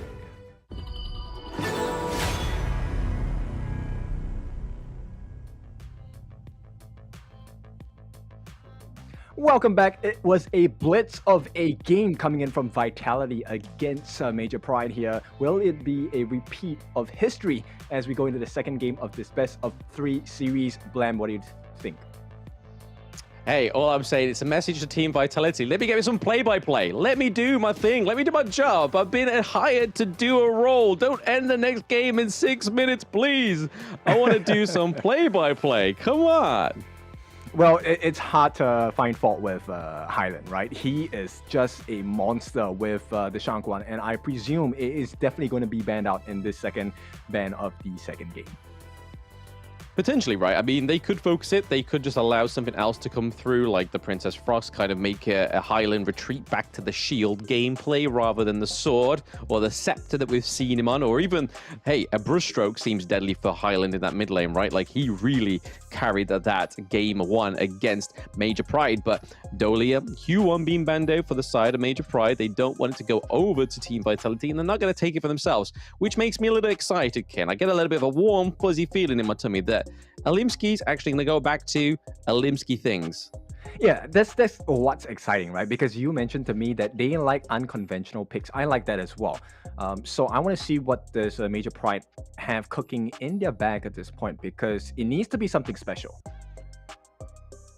Yes, absolutely. I think that Only time will tell what that special thing will be, right? The Mai Shiranui get bans off the card there. They are going to deny Shanks of the Ali, but that means the Loong pick is up, and it also means that there is plenty here, like the Ogryn, like the Zhongfei, that could lock in the farm lane. Again, once more, Winter had I mean, from what we saw, right, 6 minutes is not something to judge a performance, but hey, she planned the unbridled outburst towards the end there very well, but there we go. The Loong and the Ogryn come through for both of the picks for Vitality. Yep, this is a significant lawnmower strat, right? You just mow down the enemies, kind of like you're cutting down the grass as well. So Ogryn and Loong, very oppressive picks. Now, Major Pride, they're going to pick up the Lady Zhen, Zhangfei, and Arlie. These 3 picks, decent synergy between themselves. You have the defensive capabilities of the Leaping Savior. You have the destruction by the Destructive Deluge as well. But they're really squishy. I'm not feeling it just yet for Major Pride. Yeah, I mean, the Kashi Batir on the Zhongfei could be huge for them. It's something that maybe missed out in Game 1 that they now can get into Game 2. Kashi Batir showing some great promise in the whole of the Open Series Split 2, right? He was a very active roam. He played very well on the Zhongfei, so we can kind of hope to see a little bit more of that. But we're seeing 90s kind of decided to retire the Dharma pick and gone for the Mayin. So that's good, right? That's a little bit of a spice up that we needed. Yep, it's going to shake up the draft entirely because Major Pride, there's so many things they need to consider, right? Now we have Highland specialties, we have the 90 specialties, and City Boy has been very consistent in his performance so far in all the games we've seen online today. So I want to see, does Major Pride have what it takes to kind of break this trend coming in from Team Vitality?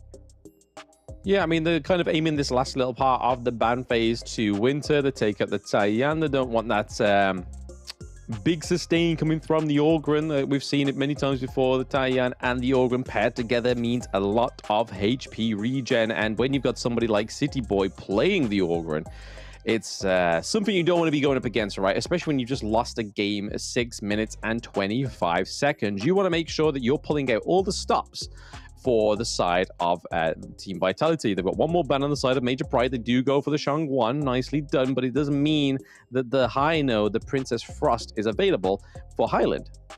Yep, and that's a very scary notion to think about, right? So Major Pride, I think at this point, they have to stay calm, similar to the advice that Hollow was giving. They have to breathe, right? Because it is paramount that they need to do this. At this point, Vitality, you can tell the confidence is shining because the Haino is going to come into the hands of the side of Highland. He is steady with it like a rock, and at this point, I don't see how Vitality can lose this game. He puts down the brush, he picks up the scepter, he becomes the sword of the Team Vitality once more. Highland looking to carry this game too, unless Major Pride can draft something here that can kind of try and stop the Haino, the go for the monkey. So the Dream Roll that's able to kind of set up these plays as well with the Zhongfei could be a good thing for Major Pride, right? They have a good front line. Maybe they need something in this clash lane, like the Elaine, or even, there we go, I said it, or the Charlotte again. Okay, so it's kind of here Vitality is showing us be like water, and they are so fluid. At this point, I don't even know what is a bad pick for the side of Vitality, right? There's so many options they can explore at this point. Sure, they have the Zhangfei, they have to have the shield from the Leaping Savior as well, but what is a shield to the side of Vitality when you have Catch by Mayin, you have the Peel from the Haino, and you have Ogryn coming in with the Death's Precipice? All of this room opening for the side of Loong.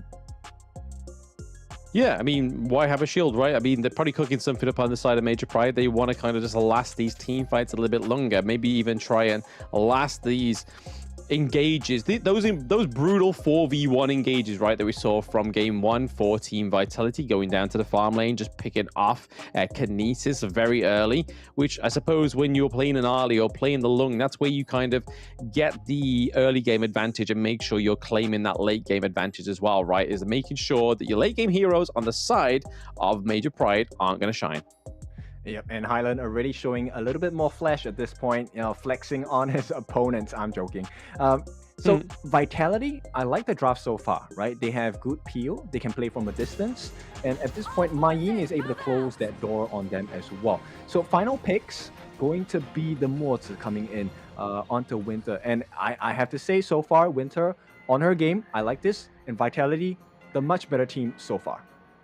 Hey, speaking of Winter, right, I just copped it. I mean, she's playing this well with nails. Is it going to be like one of those, like, final form things when, like, things get hard, she just takes them off, and then that's it? It's kind of like, hey, there's nothing weighing me down now. There's no space between my fingers and the screens. We are ready to brawl. But we'll have to wait and see if we ever get to that point with Vitality Winter.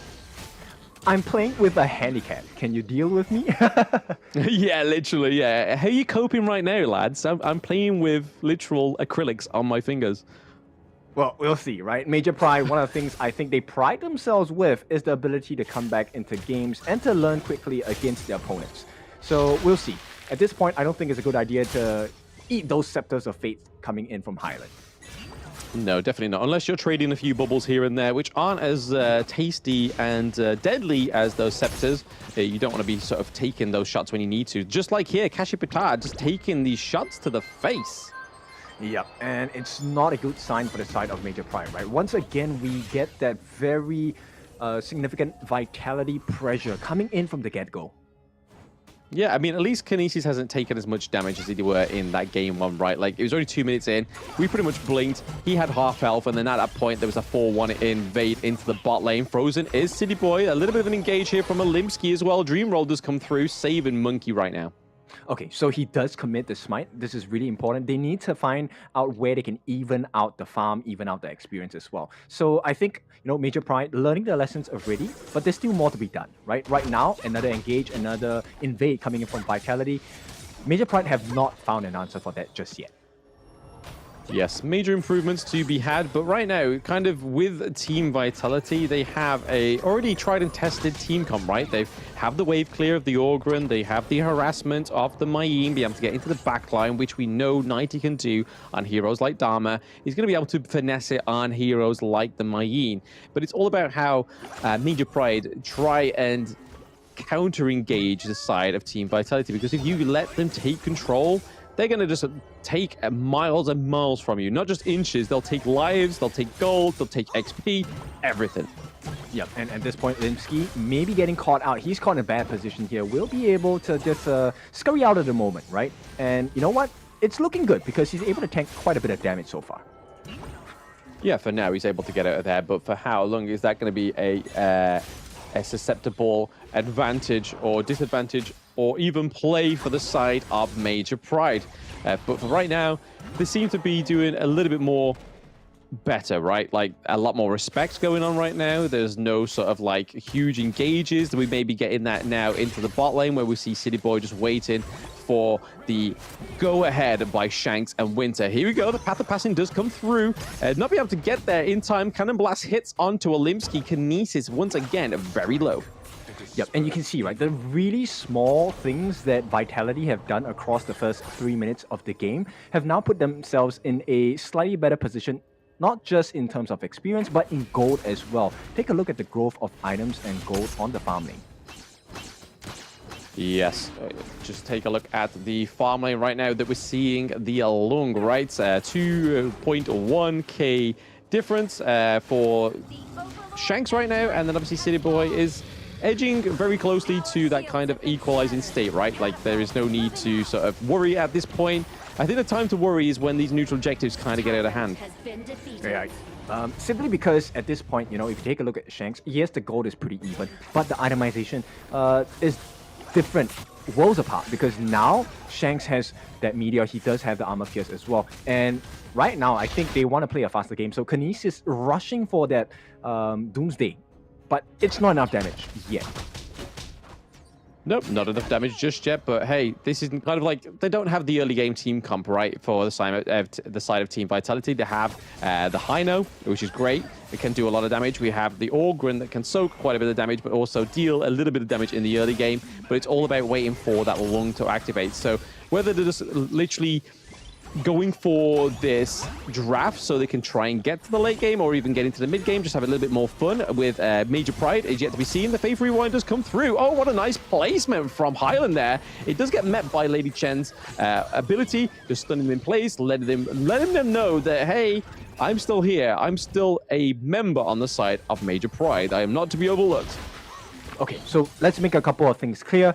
You know, Major Pride, I think they have matched up the pacing that has been given, laid down by the side of Vitality. That's a good sign for them, right? But they need to do a little bit more. I haven't seen a lot of invades coming in. So Major Pride will do well for themselves to try and find some openings.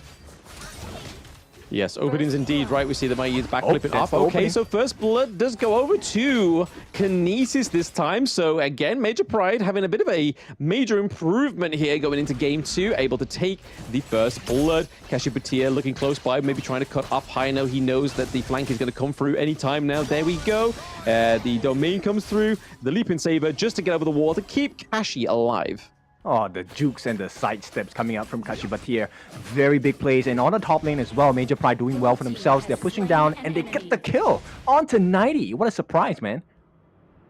Yeah, I mean, hey, 2 kills up. It's not quite the double kill that Highland got in the first game, right? But it is Major Pride leading this game 1 so far. And the gold lead has now got over to the favor of Major Pride as well. So they're clearly playing a draft that is a lot more comfortable for the team, the Eastern European team. Okay, so they're holding their own, but at this point, Vitality, they do have some win conditions that once achieved is going to swing the game back in their favor really heavily, and that's going to come in the form of Highland because the peels are coming in. Master of Agony in his hands. Yes, so far so good for the side of Major Pride, but that could get overturned any time, right, with Team Vitality. We don't know. They are a very good team at making the enemies think that they're ahead, and then all of a sudden they have a really great team fight. They're able to get back into the thick of it and then take the lead for themselves. But the T1 down into the farm lane and into the clash lane is spelling trouble here for Major Pride. Spelling trouble is the Death on Sunset trying to get out of there. Shuzuki is able to get out of Mayin's grasp as well as the Cannon Blast as well. Yeah, but he burns out the death at Sunset, and this is going to be a big problem for the side of Major Pride because right now, Vitality, they essentially have all of their ultimates, important ultimates, and they are looking for a fight. Yes, right now they are looking for a fight, and they are looking to try and take this neutral objective, maybe even bait it, right? Bring in Team Vitality so we can then have a bigger team fight here. But no, it looks like they are going to take the neutral objective once more for the side of Team Vitality, meaning that they've got both of the early game jungle objectives. So again, even though Team Vitality are down in terms of the gold ever so slightly and the turrets ever so slightly, it means that they are trying to get advantages in other vectors. Yep, you can definitely see the conditioning that Vitality has placed onto Major Pride, right? They don't want to take unnecessary fights at this point, which is a good decision by Major Pride, but at the same time, it's also hindering their growth because they need to find openings or they will consistently be behind in the game all the time.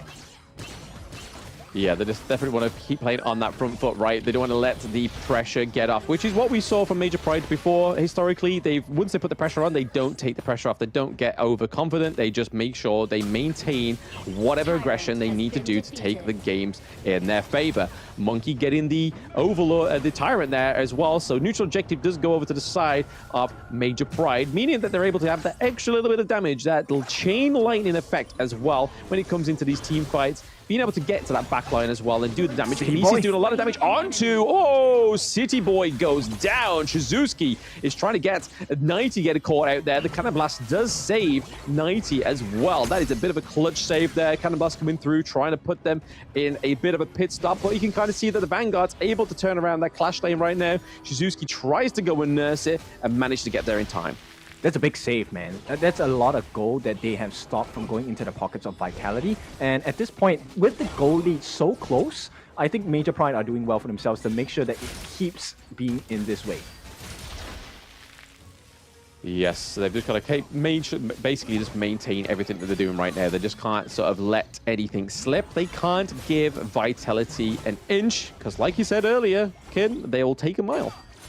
Yep, and at this point, you know, you can start to see how they're dealing with the growth of Highland, and it's really impressive, right? In the space of, what, a 5-minute break, they have now figured out how to play against a Highland Hano. Yeah, so far so good, right? They are definitely looking for a healthier game 2 for the side of Major Pride. The 6-minute mark has been and gone. They can put that to bed, right? They know that they've got past the game 1 boss. Stage 1 boss was at 6-minute mark. They're now going into the 10-minute mark, which is the mid-game, which is where the pressure starts to be put on, right? Especially around these shadow neutral objectives. It looks like Major Pride are going for more damage instead of that shadow overlord so they can get the vanguards, but they're in the position, right, to do that. They don't don't have any turrets taken down right now. For the side of Team Vitality, they need that Shadow Overlord. They take it as well. It is Highland getting the last hit on it as well. Shizuki is trying to get it alive. The Cannon Blast from Winter does not hit, but the T1 in the mid lane does fall once more for the side of Team Vitality. No T1s left. This is a good opening for Major Pride. Don't get ahead of yourself, lads. Just keep your heads straight and narrow, right? Yep, they're simmering, right? At this point, Major Pride, I like this growth, and all they have to do is to make sure that this T1 in the mid doesn't fall, and they're ready for a fight because they have the Tyrant's buff as well. Yes, Tyrant buff as well, just trying to keep this defense onto the T1 in the mid lane, because if they let that open up, then it kind of just lets the other sides open up, because T1's into the farm and clash looking pretty low already. So there's not a lot of TLC needed for the side of Team Vitality to get those turrets down. The Vanguards can do it themselves, as you can see there. Clash lane goes. We see that Shizuki's trying to nurse that farm lane turret as well. Highland looking to keep this ground zero for himself, gets knocked up from the Lady Chen. Yeah, now we have a couple of potential outplays. We do have the Splendor in the hands of Red Cutie. Let's see if he's going to make full use of that item against the likes of Highland. Yes, let's see if he does make that use. They only have 13 seconds left on the Shadow Tyrant as well, so they got to really make use of this extra damage. T2 may be in trouble here. The Faith Rewind does come through for Highland. The Death on Sunset for Shizuki, trying to keep him out of there. Path of Passing does come through, but they're able to take the T2 for the side of Team Vitality. But 90 is looking for the macro play, looking to pay back the dividends there in the Clash lane. He's able to get the T2, leaving it a little bit unnoticed is Major Pride. Yep, and this is what's scary about Vitality, right? Oh my goodness, that could be a kill.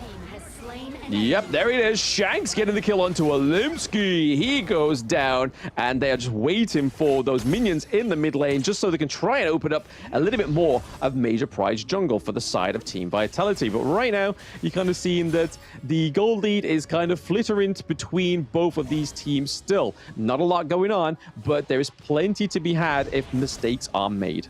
Yep, so one small decision led to the T2 on the top being taken down. And once again, take a look at the split push. This is all by 90's efforts. And all they're doing on the side of Vitality is really just capturing the attention of potential pushes in the waves, right? And I feel like Major Pride, they're playing a little bit too reactively. They need to set the pace. Yeah, set the pace for now. You see that Shizuki's trying to just give a little bit of love to the macro, right? We're seeing for 90. 90 playing a little bit less aggressive on the Mayim because he's used as a different kind of utility, right? Just being pushing those lanes, making sure the pressure is to be had there in the side lanes. The Sun Chaser comes through for Kinesis. He means trouble when he gets that range. And speaking of trouble is Highland. He goes down. The Dream Roll, not even needed right there. Only just as a backup measure for Highland to think he could escape. Then Olimsky would have been, hey, we are going down. Yep, that was a big play though, actually, by 90. So that split push now kind of closed the door on the aggression from the side of Major Pride because they had to go back and defend the waves. Now, at this point, it didn't allow the floodgates to be open, so Vitality have another saving grace, another chance. This time, maybe they can position a little better to try and get the perfect team fight. As of now, the reach of Major Pride is great with the side of Red Cutie as well as Kinesis. Yeah, you can kind of see 90 here has been sitting in that brush for a very long time. They know they're going to go for the Shadow Tyrant right now, and you can see Cannon Blast come through, trying to get the steal. There's 90 into the thick of it. They don't get the crucial kill back, but we are seeing Kinesis going down. Olimsky takes down Shanks, so that is ADC for ADC. 90 on the run, trying to get the kill onto Olimsky. The shield comes through. It's the leaping savior from Kashi Batir, but it's also Shizuki going into the back line of Team Vitality that's doing work right now. Okay. Shut down. Yep, the Faith Rewind comes through, stops it there. Shizuki is met his Mako when that 2v1 comes through. Yep, it's an overcommitment from the side of Major Pride, right? And it looks like they might get punished. At this point, 90 is just trying to deter them from any additional aggression because they need to set the map cleanly for their side. So the waves are in favor of Major Pride, which is why they're considering taking up this Shadow Overlord at this point. But I believe Vitality should know what's going on. Let's see how they play this out. Yeah, with the jungle debuff though, Alimsky on his own as Monkey is not going to get that Shadow Overlord on his own, right? So he needs his team there. He needs his boys to back him up. But right now you can kind of see that City Boy is still trying to commit for it. Maybe a bit of a bait here to lure Major Pride in. 19 to the back there, takes in Kashi Patir. So there goes one of the big front lines of the side of Major Pride. Boom! Goes down another as well. Red QT gets caught out by a cannon blast. So they're already down 2 members and 2 fatal members on the side of Major Pride. Shizuki, Redsky, and the Kinesis are just looking for some sort of formulated reset right now, just as Team Vitality take a great sweep in their favor. Yeah, and you know what? It's actually quite painful for the side of Major Pride, right? Take a look at the itemization. We are close to a full 6 slotted Shanks here, and that's not a sight that you want to see if you're a fan of Major Pride. At this point, the item growth is pretty strong. I like the fact that the Splendor is still available for the usage on the side of Red Cutie, has the Venomous Staff for the anti-heals as well. But at this point, when it's all 5 up on the side of Major Pride and all 5 up on the side of Vitality, you can definitely expect that Vitality gonna have the edge. Yeah, I mean, just look at those just shots coming from Shanks there, right? Just so much damage going on to these T2s. And this is the beauty of a 6-slotted Shanks. No, not even just a Shanks in particular, a 6-slotted Lung, right? He is going to have huge damage. He's going to be able to take down any turret, take down any tank on the side of Team Major Pride. And down goes a T1. So again, they are slowly but surely opening up Major Pride for a little bit of a defeat here in the mid lane. You can see that City Boy is waited in the way by there, just waiting for that path of passing when he needs to get through. T2 down into the mid lane as well, looking very troublesome here for Major Pride. Yep, the path for passing is kind of like a boundary drawn, right, against the side of Major Pride. And right now, Vitality saying that you do not own this space, we are going to occupy it, and the territory is ours at this point. Shadow Overlord marching down on the top. Yes, onto the clash lane here. So Highland into the thick of it. He does have the Fate Rewind, able to get out of there as well. But there we go. Shanks taken down. Kinesis once more. The Infinite Vastness comes through to save Shanks and get out of there. But right now, Major Pride already down 1 member. Can they get another trade here before they lose their Crystal? T3 into the clash lane goes down for Major Pride. Alimsky does have the Sage's Sanctuary. He has the double life right now. The Dream Roll could come through for a Dream save for the side of Major Pride, but it's not looking like it. Team Vitality looking like they've got Major Pride shut at this game 2 in match 2. Minions are at the crystals. Shizuki trying his best to nurse that crystal to good health, but 90 putting a lot of pressure. The Dream Roll comes through. Sage's Sanctuary now being blocked on the side of Major Pride. Soon goes down after that. Sage's Sanctuary comes through. We see the Highland is able to take down Alimsky, but then Shizuki goes down as well. Plenty of trades right now. 3-3 trades when the minions are at the crystal. They just got to do the pressure. Shanks getting taken down, but the Sage's Sanctuary saving the side of Team Vitality. Can they get these minions through? Not quite yet. Major Pride been given a lifeline. Game-saving smite there from the side of Kashi Patir. That's going to extend the life for a little bit, but at this point, they're struggling to keep up. Major Pride, at this point, 55,000 in the bank. It might look like they're pretty close in gold, but in terms of damage output, nobody's in comparison to Shanks. Yeah, nobody at all. It's pretty much like a country mile, right? The gold lead is definitely going into the favor of Team Vitality after that fantastic aggressive play onto the side of Major Pride. They've got all the high ground turrets gone now. The crystal is looking mightily low. There's somebody needs to send help, right? Oh yes, for sure. And at this point, it is where the little decisions matter a lot, right? So Highland definitely going to use the Scepter of Fates to scout things out. And every Cannon Blast that Winter lands is going to be of big importance, because once you get the stuns on the important peoples on the side of Major Pride, that could set up the kill. And, you know, even though Kashi Patir is pretty tanky, you don't want him to expend that Unbridled Outburst prematurely.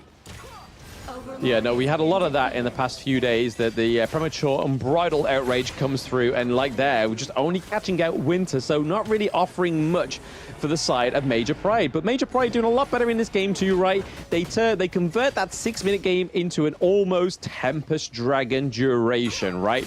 It's almost that 20-minute mark. They're able to get and survive a lot longer with this draft, giving me a lot more hope for Major Pride, either in the next game or day 2. But right now, now, Team Vitality looking for a final assault onto the base. Faith Rewind comes through for Highland as well. We do see that 90's into the thick of it, wiping out a lot of those Sage's Sanctuary as well. Highland dealing a lot of damage. That's a 1-1 trade between 90 and Red QT, but there's a lot of damage still on the side of Major Pride. Thanks to Kinesis is able to push away Vitality once more. I feel like we're going to see that Tempest Dragon come through, and if Major Pride are able to take it up, I think we could see a little bit of a comeback. It's going to be hard for them, but we could see a comeback. Yep, protective shield here. Is this a mistake though? Yes, a little bit overzealous there in the commitment with the dream roll. He's able to get away with his life, which a lot of players can't really say when they're going up against Shanks. The flank by 90 is not going to be apparent. But here, he's trying to bait out a couple of skills, right? Oh my god, that Flaming Palm is so huge coming in from the side of Shanks. At this point, Kinesis, he needs to do a very good job of scouting without dying for the side of Major Pride. Yeah, I mean, it's pretty much an impossible task, right? Because he has so much CC on the side of Vitality that the scouting is going to be harder to get from because of the path of passing, just like Olimski's knowing here as well. He's able to dream roll out of it alive. Oh, okay, the infinite vastness comes through, saving Shanks for now. But we see that City Boy is looking pretty low. He's able to activate the shield, though, keeping himself just alive there. Death on Sunset does come through. Shizuki getting the kill out of City Boy right now. But they're going to be careful of 90. 90 is looking to march those minions into the mid lane, but Olimski is waiting for it. He is at the door when 90 knocks. Right, they are on the cusp of victory here on the side of Major Pride, right? There was a huge team fight. If they can do this again, I think Vitality might be in for a shocker of a game. At this point, very good control, right? Red Cutie, that Destructive Deluge, critical and, you know, very potent in catching out City Boy, allowing for the kills, and most importantly, Kinesis, he is 6 slotted. Here comes it. The potential steal. Oh, Highland with the scepters, not gonna get it. Oh, Tempest Dragon goes over to Major Pride. That could be a big upset here for Team Vitality. This is exactly the same spot they got to going against Virtus.pro. So again, there is a few little niggly mistakes that Team Vitality are making and aren't able to just finish off these late games. That's why we kind of see that huge aggression in game 1, right? 6 minutes or nothing. And right now, it's shown a bit of a testament to that. Yeah, you can definitely feel the nerves coming in from the side of Vitality, right? They're struggling to keep up, and at this point with the Tempest buff, I don't think it's going to be a good situation for Vitality to, you know, just lightly take a fight at this point. Yeah, no, especially with these Vanguards rocking down each of these lanes, right? They're able to disrupt the turrets as well, so stop those big turret blasts coming through. There we go. Kinesis takes the T2 into the mid lane. So this is now going to open up to a final bastion at the higher ground turrets. This is the final frontier for Team Vitality. Major Pride have been on the receiving end. They know what it takes to get through that impenetrable wall, and it's going to be helped and aided by the Vanguards. Yep, Kinesis now has the Sage's Sanctuary, and this is going to be a big marker, right? At this point, Vitality, you know what they're doing. They're just trying to stall time. They want to ride out all 3 waves on that Tempest Dragon. So at this point, Vitality will do well for themselves to not give up too much room. They can give away the outer turrets, no problem. But as long as they can't get any T3s, it's a big win for the side of Vitality. Yeah, that's their major objective, right? The Major Pride are trying to get the high objectives, the higher turrets, sorry, and then we see that Team Vitality, Shanks doing a lot of those flaming palms, doing so much damage onto Cassiopeia. We see that 90's coming to the backline as well. Oh, it's a double kill. Oh no, the Sage Sanctuary coming through for Kinesis as well, so that's going to be a lifesaver. City Boy does go down as well. That is a 3-1 trade, though, for Team Vitality right now. Even though they're playing on a bit of a back foot, they need to defend from those Vanguards. They're able to still apply the pressure. Yep, and the pain is going to start happening for the side of Major Pride, right? Vitality still alive. Shanks does have the Sage's Sanctuary in the inventory, so this is a really hard fight. Right now, Red Cutie, he does have good wave clear, but they don't have enough damage. So Cassiopeia, they have to make a miracle happen at this point. Yeah, a miracle and a dream. That is what Major Pride have right now. Other than Pride, other than Major Pride, they have a miracle and a dream. They take the Cannon Blast onto Red QT. I think this is going to be it. They're riding out that minion wave into the Crystal. It is going to be Team Vitality taking a not so convincing 2-0, especially after that 6-minute match in Game 1. Major Pride putting up a major fight. Yep, a hard-fought battle for the win on the side of Vitality. You can see that they did feel the pressure at this point, but nonetheless, they take the series 2-0 against Major Pride, and this is going to be a big position, a big win for them, because now they sit atop of the table versus their two counterparts. Yeah, top of the table is definitely where you want to be, and it's exactly where ISG found themselves in day one, right? And same with Influence Rage. It was all about trying to find and making sure they was able to get to that top side of the stage in day one. But hey, these two teams next, which is Major Pride and Virtus.pro, have both been defeated so far in day one. So they've got a lot to prove going into this next match, right? This could put them into either second position or last. Yep, and this last part of the game really fell onto the hands of Shanks as well as Kinesis, right? It's all about the itemization that you had. Kinesis had to sell away that Sage's Sanctuary. Unfortunately, got caught by 3 other members on the side of Vitality. But to me, my personal MVP is 90. Look at that. Skydome with the Axe of Torment, Siegebreaker, as well as the Starbreaker as well. Now, all of that damage came in at that last moment, that perfect flank. 91 then that game. Yeah, I mean, it could be an MVP of pure match victory making strats like 90, or you can see the typical ADC Shanks take that victory from him, right? That 135k damage, or even Highland with the 218,000 damage. So huge damage outputs from the side of Shanks and Highland, really keeping Team Vitality within arm's length of that victory of game 2, right? Because if it weren't for these two heroes and these two players, it would have been a lot harder for 90 to make these clutch plays, especially the macro plays into the side lanes. And you can kind of see here that this was anybody's game. The goal difference flittering to and from these teams until right towards the end that we see Team Vitality take that final hurdle. Yep, as we all know in competitions, almost is never enough. And let's take a look at the highlights here. It was a big start for the side of Vitality, I feel. They managed to actually have a good start in the game, but right around that mid-game mark, that's where kind of Major Pride hit the stride, and they managed to turn the game a little bit around and get the gold in their favor as well. Major Pride hit their stride. Hey, he's a poet, but he just doesn't know it. Kindo Fu coming through with the poems. And there we are seeing these highlights in every sense of the fashion. It was pretty much a neck-and-neck fight in this game too. Definitely a lot more of a brawl. Definitely a little bit of an upset for Team Vitality, right? They're not looking as clean. They're not looking as precise as some of these other teams that we've seen in the play-ins, right? They still have a lot to learn. They still have a lot of obstacles to overcome, right? Or we could just be seeing a testament to both Virtus.pro and Major Pride just being really big competitors for Team Vitality. Yep, so this is one of the benefits of Team Vitality, having the benefits of a huge hero pool, right? Highland offered so much, not just in the game itself, gameplay, but also in the draft, simply because they were much more fluid, they were much more mobile, and right at this get-go, the amount of soak that both City Boy as well as Highland took allowed 90 to really just go in from the backlines, because there was a lot of focus to try and get these two tanks down. And when all of that fell through, you could see just Kashi Batir and Red Cutie, they are never going to be enough to defend against the likes of Shanks and Highland, Winter, 90. Too much damage across the entire team. Now let's take a look at the MVP. Nonetheless, it's going to be Highland. A total of 218,500 damage, tanking and dealing the damage at the same time. Yeah, I mean, as good as 90 was, right, he was just a proprietor. He was just doing the clash lane role when it's meant to be done properly, right? Whereas Highland, he's going above and beyond with the over 200k damage and also taking those hits when he needs to.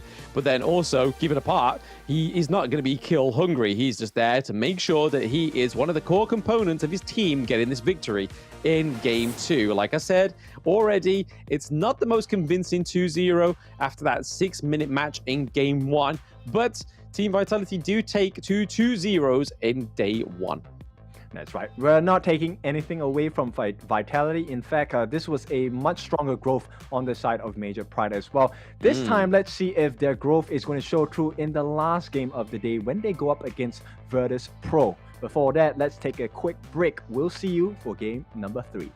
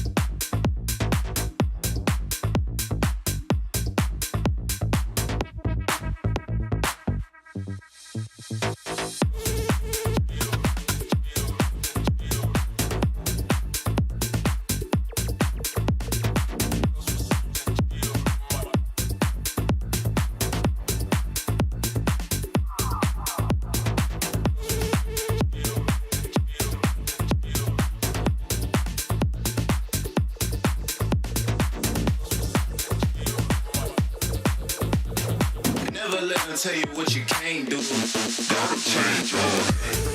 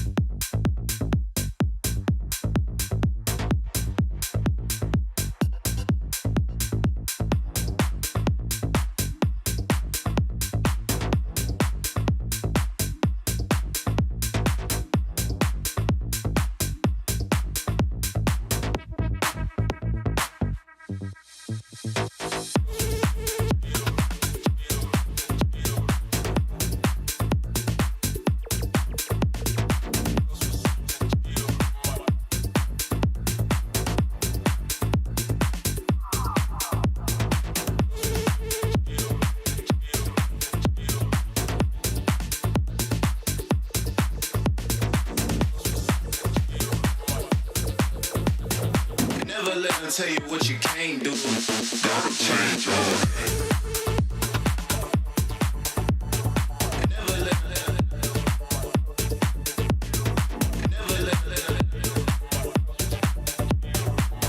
let them tell you what you can't do.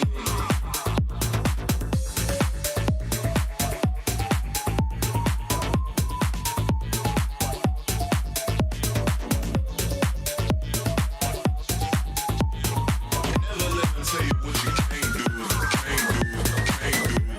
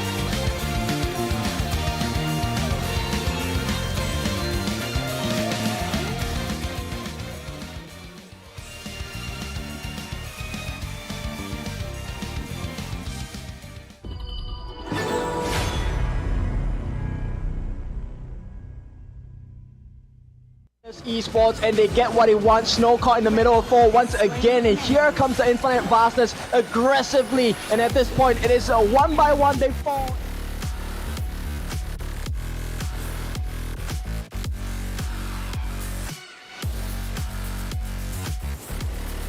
Duel to death. He kills Kakarot right away. He wants to go for more. He's chasing after them with the Rhino Rush. Jumps in once again. Will not survive the fight. A Vanguard. Shoots. They fall. And it's Influence Rage. So okay, caught in the middle of 4. 5 is all of Fearless Esports, and they get what they want. Snow caught in the middle. Side of Chaos, and down goes a Zhongfei. So there is the backbone. We could still see a steal here. Who's it going to go over to? It does go over to the side.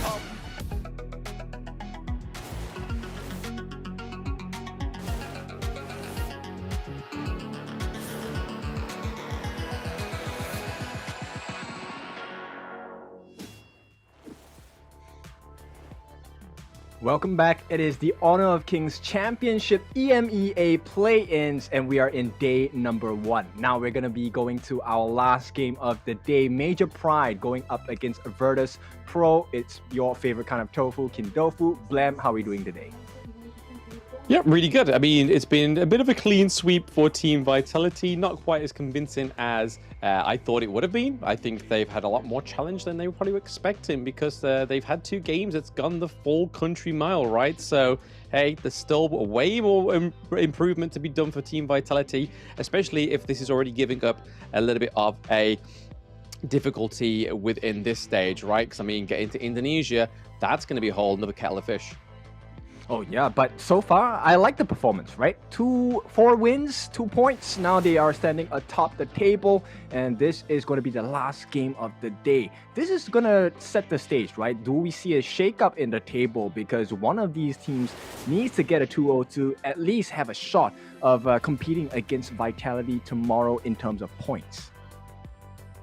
Yeah, absolutely. Like I was saying, if one of these teams able to get, if this ends in a 2-1, it's great for one of the teams, but it's also great for Team Vitality because towards the end, if we assume that Team Vitality take another 2-0 day, it means that it goes off game winning differentials. So if there is a tiebreaker, it's all based on how many games you've won rather than the overall points in those matches. So if one of these teams take a 2-1 here, it's a good thing for Vitality, but a good thing for the team in terms of where they want to stand in the competition, I guess. Okay, so 20-minute plus break. Do you think that's enough time for the teams to kind of recollect themselves and go into this game with a strong confidence?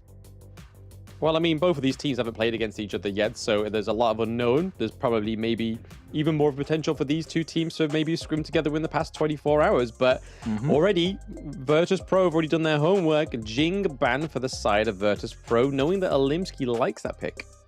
Yep, I like the fact that they actually did this research. You were talking about the unconventional styles of Major Pride, and it looks like VP are absolutely ready for it. Now, they will pick up the Yuhuan as the first pick. This will probably go into the hands of Vex. Nonetheless, it is a flex pick. It could go in the mid as well. Some may say it's a flex pick, but I call it a Vex pick. It could obviously, like you say, be a Prince pick too, but we shall have to wait to see how this rest of the BP falls through. But banning out the Mai Shiranui and the Ali are good picks. We don't know if Prince goes for those conventionally, but I think just overall, just an unspoken rule, Mai Shiranui ban always seems to be a huge priority because, again, high frame rate hero, a lot of damage, a lot of sneakiness, a lot of burst is something you don't really want to be coming up against somebody when they can play it very well. Yep, exactly. It is an enabling pick, right? So if you get the lead onto the Mai Shiranui, it obviously will trickle down into effect for the other lanes as well. It gives you a very strong start, and most of the teams here, if you give them a strong start, they tend not to let go. And of course, that's a risk that no one wants to take. So it is going to be the first few bans coming out. But Yuhuan coming into play into the gorge of this first game of the best of 3 series. Will we see a Musashi come through? Algren, I think standard pick coming out from Major Pride. Going to be paired up with the Elaine and the Dolia as well. Yes, banning out the Jing does give up the Dolia for Major Pride, so that's going to be double death on Sunsets, which we know is a crucial combo on the Gorge. We've seen it many times, even within the Americas regions and even the Pacific regions. They ban out the Ganamo, ban out the Mulan. So again, some little pocket picks that they are definitely aiming and doing their own works on both teams. I like the ban. I think a lot of teams missed the Garemo pick, right? Garemo, of course, very huge burst in her kit itself, and it's quite difficult to play against when that particular hero has the lead. Now, interesting that they are banning out all of the huge burst potential heroes. Likewise, the Angela is taken out of play from the side of VP as well. Yes, the Lady Chen does come through. However, though, so again, some destructive deluges coming through. Hopefully, a little bit more better than how they were in Game 1 against Team Vitality, right? There were plenty of that 6-minute game. Didn't see many destructive deluge comes through for the side of Lady Chen. So it's going to be interesting to see how they play this against Virtus.pro. But the Sunbeam coming through is a great counter-engage mechanic, but also a great engage tool, right? That movement speed increase, the time lapse coming through for the silence when you think the enemy team's going to go in. Really good against the Lady Jen, but we're getting a spicy Yao pick and a Suya pick on the side of Virtus.pro. I like it. It's commitment without overcommitment, right? So Yao, of course, with the ultimate, will be able to reverse time, go back into his original positions 2 seconds before. And I think this could be a play that catches Major Pride by surprise. Bear in mind, this is also paired up, complemented by the Zhang Ziya pick. Yeah, also that, and it's going to be in the clash lane, right? So the only time we've seen Yao was when it was, I believe, next Ruya, and they played it in the jungle. It was Atix that picked it up, I believe it was. So to see it in the clash lane, it's going to be a little bit of a change of pace, but from my ranked games, I know that it can go in the clash lane and it can do very well as long as you get a solid start. Yep, exactly. And you know what? It is taking much of the risk out in a 1v1 situation because the damage that 3005 is going to take is going to be delayed by a little bit. Yeah, just a little bit with 3005 going up against Shizuki. But I can imagine that Shizuki knows that kind of knowledge, right? He knows that he can't let Yao get ahead. Oh yeah, for sure. Now, this is going to be a very important marker. The first 3 minutes of the game normally sets the stage and the tone. So we'll see who's able to establish a more clear lead in the first 3 minutes.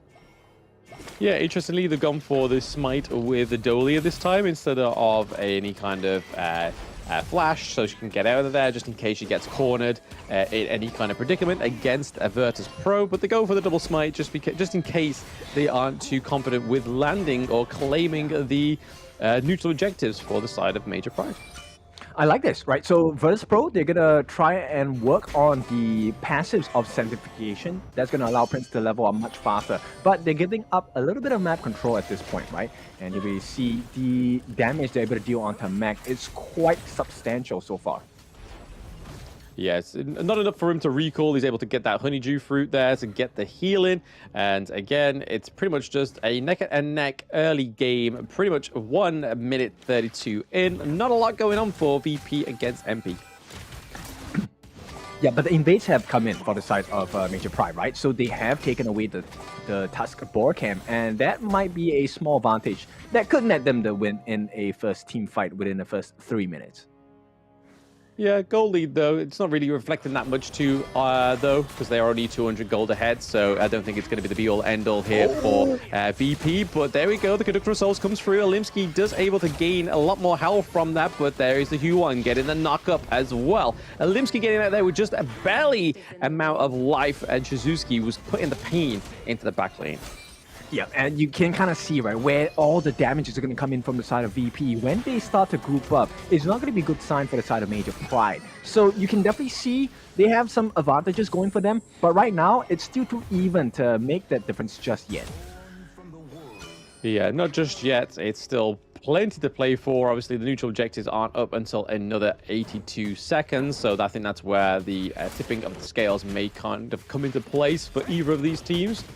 We could see either the damage increase from the Tyrant or the Overlord come through, mainly on the back foot, but Vex having to be put away there because he's taken a lot of damage, but also has Kinesis and Alimsky. They can't be too overzealous with this engage.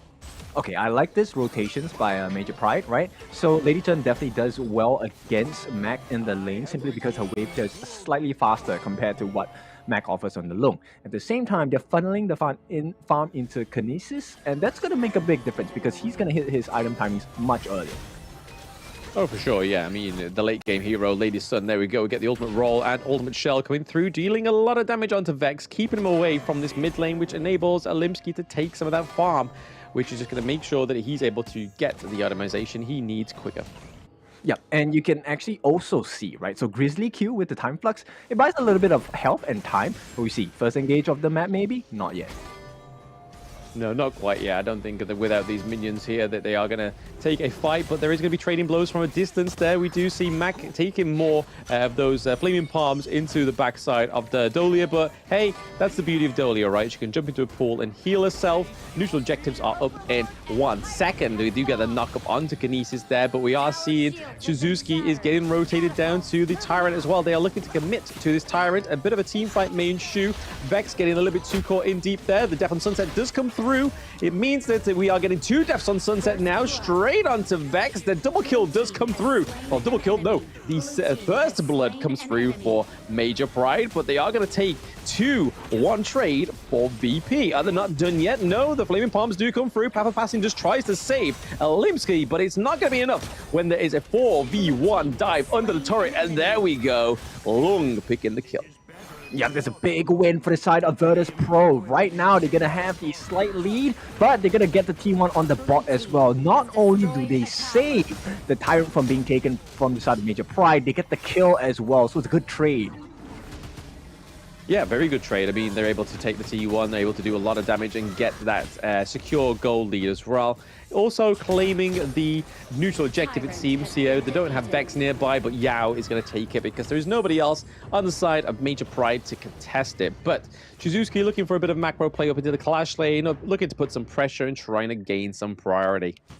Yeah, and 1 play, that's all it takes, right? So straight away, Mac has recovered from that deficit in farm as well as experience. And here we go, Kashipatir. Kashipatir getting caught out here, and it is thanks to Grizzly Q having a much better game on the Sunbin this time around. The time-lapse does come through there. It is going to be a second kill over to the side of VP, and they're not quite done yet. It is 3005 into the back line there onto the Alimsky. We see that Prince puts down the Law, but isn't going to be able to connect onto the Orgrim, but Kinesis looking in trouble there. We do get a knock-up and another kill for VP. Yeah, VP just on another level so far. 6-1 in the first 6 minutes. This is a 3,000 goal lead they've acquired for themselves. This is really big. Yeah, really, really big, right? I mean, considering where they were just about 2 minutes ago, they were struggling to try and get that goal lead through for them. They do lay down the Universal Law coming through for the side of VP, doing a lot of damage onto the lane there, but it's enough to take the T1 into the mid lane, which is a huge opening for the side of Virtus.pro. Yep, the little things matter, right? So Universal Law, of course, does damage to towers as well. It did make the difference, and now Mac, level 9. He's leading the charge against Kinesis. Yes, leading the charge against Kinesis. He's got the lead that he ever so sought for in this game 1. Got to be careful, though. His T1 looking mightily low, taking a lot of blows on the side here of Major Pride. Alimsky is on the run once more, and then Kinesis falls down as well. Vex into the thick of it. The Undying Sorrow comes through, and then there's this Death on Sunset from the lane pad with the Dolia. Gives over that Celestial Melody, giving him another Death on Sunset and another ultimate. Yeah, but it's a big trade, right? So VP, they don't mind losing Vex at this point. And you can see 3005, he's fine, totally open, and they have full control of the map during the chaos at the top. Now they've taken a T2 on the bot, and this is a huge map control win for the side of Virtus.pro. Oh, absolutely. I mean, they definitely dominate in the Gorge in game 1. What seemed like a little bit of a back and forward dance between these two teams in the early game has now turned into a marching band on the side of VP. They are taking the turrets left, right, and center. The T2 down into the farm lane has been taken out, and it looks like they're going to try and take this one into the mid lane. They have the minions in there. Are they going to be able to wave clear it on the side of Major Pride? Alimsky doing his best there just to make sure that they don't lose another turret. Yep, right now it's just pressure on all 3 lanes for the side of Major Pride right now. So Virtus.pro, they do well for themselves. They want to make sure they poke it out. Crimson Gold and going to go into the hands of Vex as well. So taking everything of their choosing for the past 2 minutes or so. This is what we expected from Vex when he picked up the Hue one before, right? Especially against Team Vitality. You need to be able to get into the enemy jungle, and you have to kind of literally have your way with their gold and with their camps. And right now, you see that their lane is on the run. Yeah, it's a difficult position to be in, and that's what's so special about the Yao pick, right? So he's able to get in, weave out as well, and it's all for nothing for the side of Major Pride. You can try for this at least once. Yeah, at least once the 6k gold lead is going ahead. But okay, Shizuki gets the kill into Grizzly Q. A little bit overstepping there into the enemy jungle. And now Major Pride are punishing them for it. It's like, hey, get out of our territory. This is ours. Yeah, and very good calculations on the side of Shizuki, because he got the kill at a sliver of a health. While that was a consolation prize, the map is not looking too much in good shape for the side of Major Pride though. Yeah, no, there's still a lot of patience and attention needed on the side of Major Pride. They still have the T1 to go through in the mid lane and the farm lane. The Universal Law comes through, but we do see the Smite is able to claim the Tyrant in as well for VP, taking their second neutral objective for themselves. Yeah, this is such a mobile draft coming in from VP, right? They are able to get in, get some damage, and get out safely. And you can see the extension of the range by Vex, as well as Prince. It's too much to handle on the side of Major Pride. Yeah, way too much. A lot of AoE, a lot of damage, and you've also got the 3005 doing really well on this Xiao as well, right? He's able to get in, he's very slippery, able to get back out. The T2 does fall into the mid lane there. Alimsky is going down. The Flaming Palms doesn't quite do enough damage onto the Orgren. However, they do take the T2 and put a lot more pressure onto Major Pride. Well, Blem, I'm not sure about you, but if I'm Alimsky, I am shuddering in fear right now. That's a lot of damage coming in. Oh, huge amounts of damage, but this is what we was on about with Mac, right? If he gets the level lead, if he gets the gold lead, it's kind of trouble, right? The Death on Sunset does come through onto Mac, trying to close him down, but there's just too much damage from Yao. Yao gets the kill. Yeah, and with that, you could see, right, the Celestial Melody wasted, because right now they have the refresh, but he's dead. And this is not the situation that Major Pride was kind of thinking they were going to be in when they came in with this draft. I mean, if it's anything to go from against Team Vitality, they did the same kind of thing, right? The game 1 wasn't the greatest for them. They came back way stronger in game 2 with a lot more reform fought.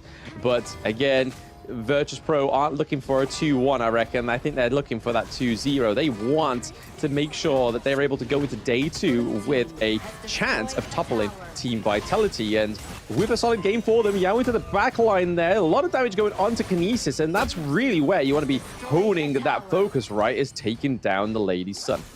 Yep, with a snap of the fingers, VP take 2 Tier 3 turrets of the base on the side of Major Pride. Take a look at the growth of the items. 9.2 thousand gold into the pocket of Mac. He is pretty much close to that 5th core item, which is going to be a Siege Breaker. And even without it, he's already doing so much damage against the likes of Alimsky, who is meant to be the tank. Yeah, I mean, the resources are definitely going over to the right people on the level of health, but now I don't think that will be the case.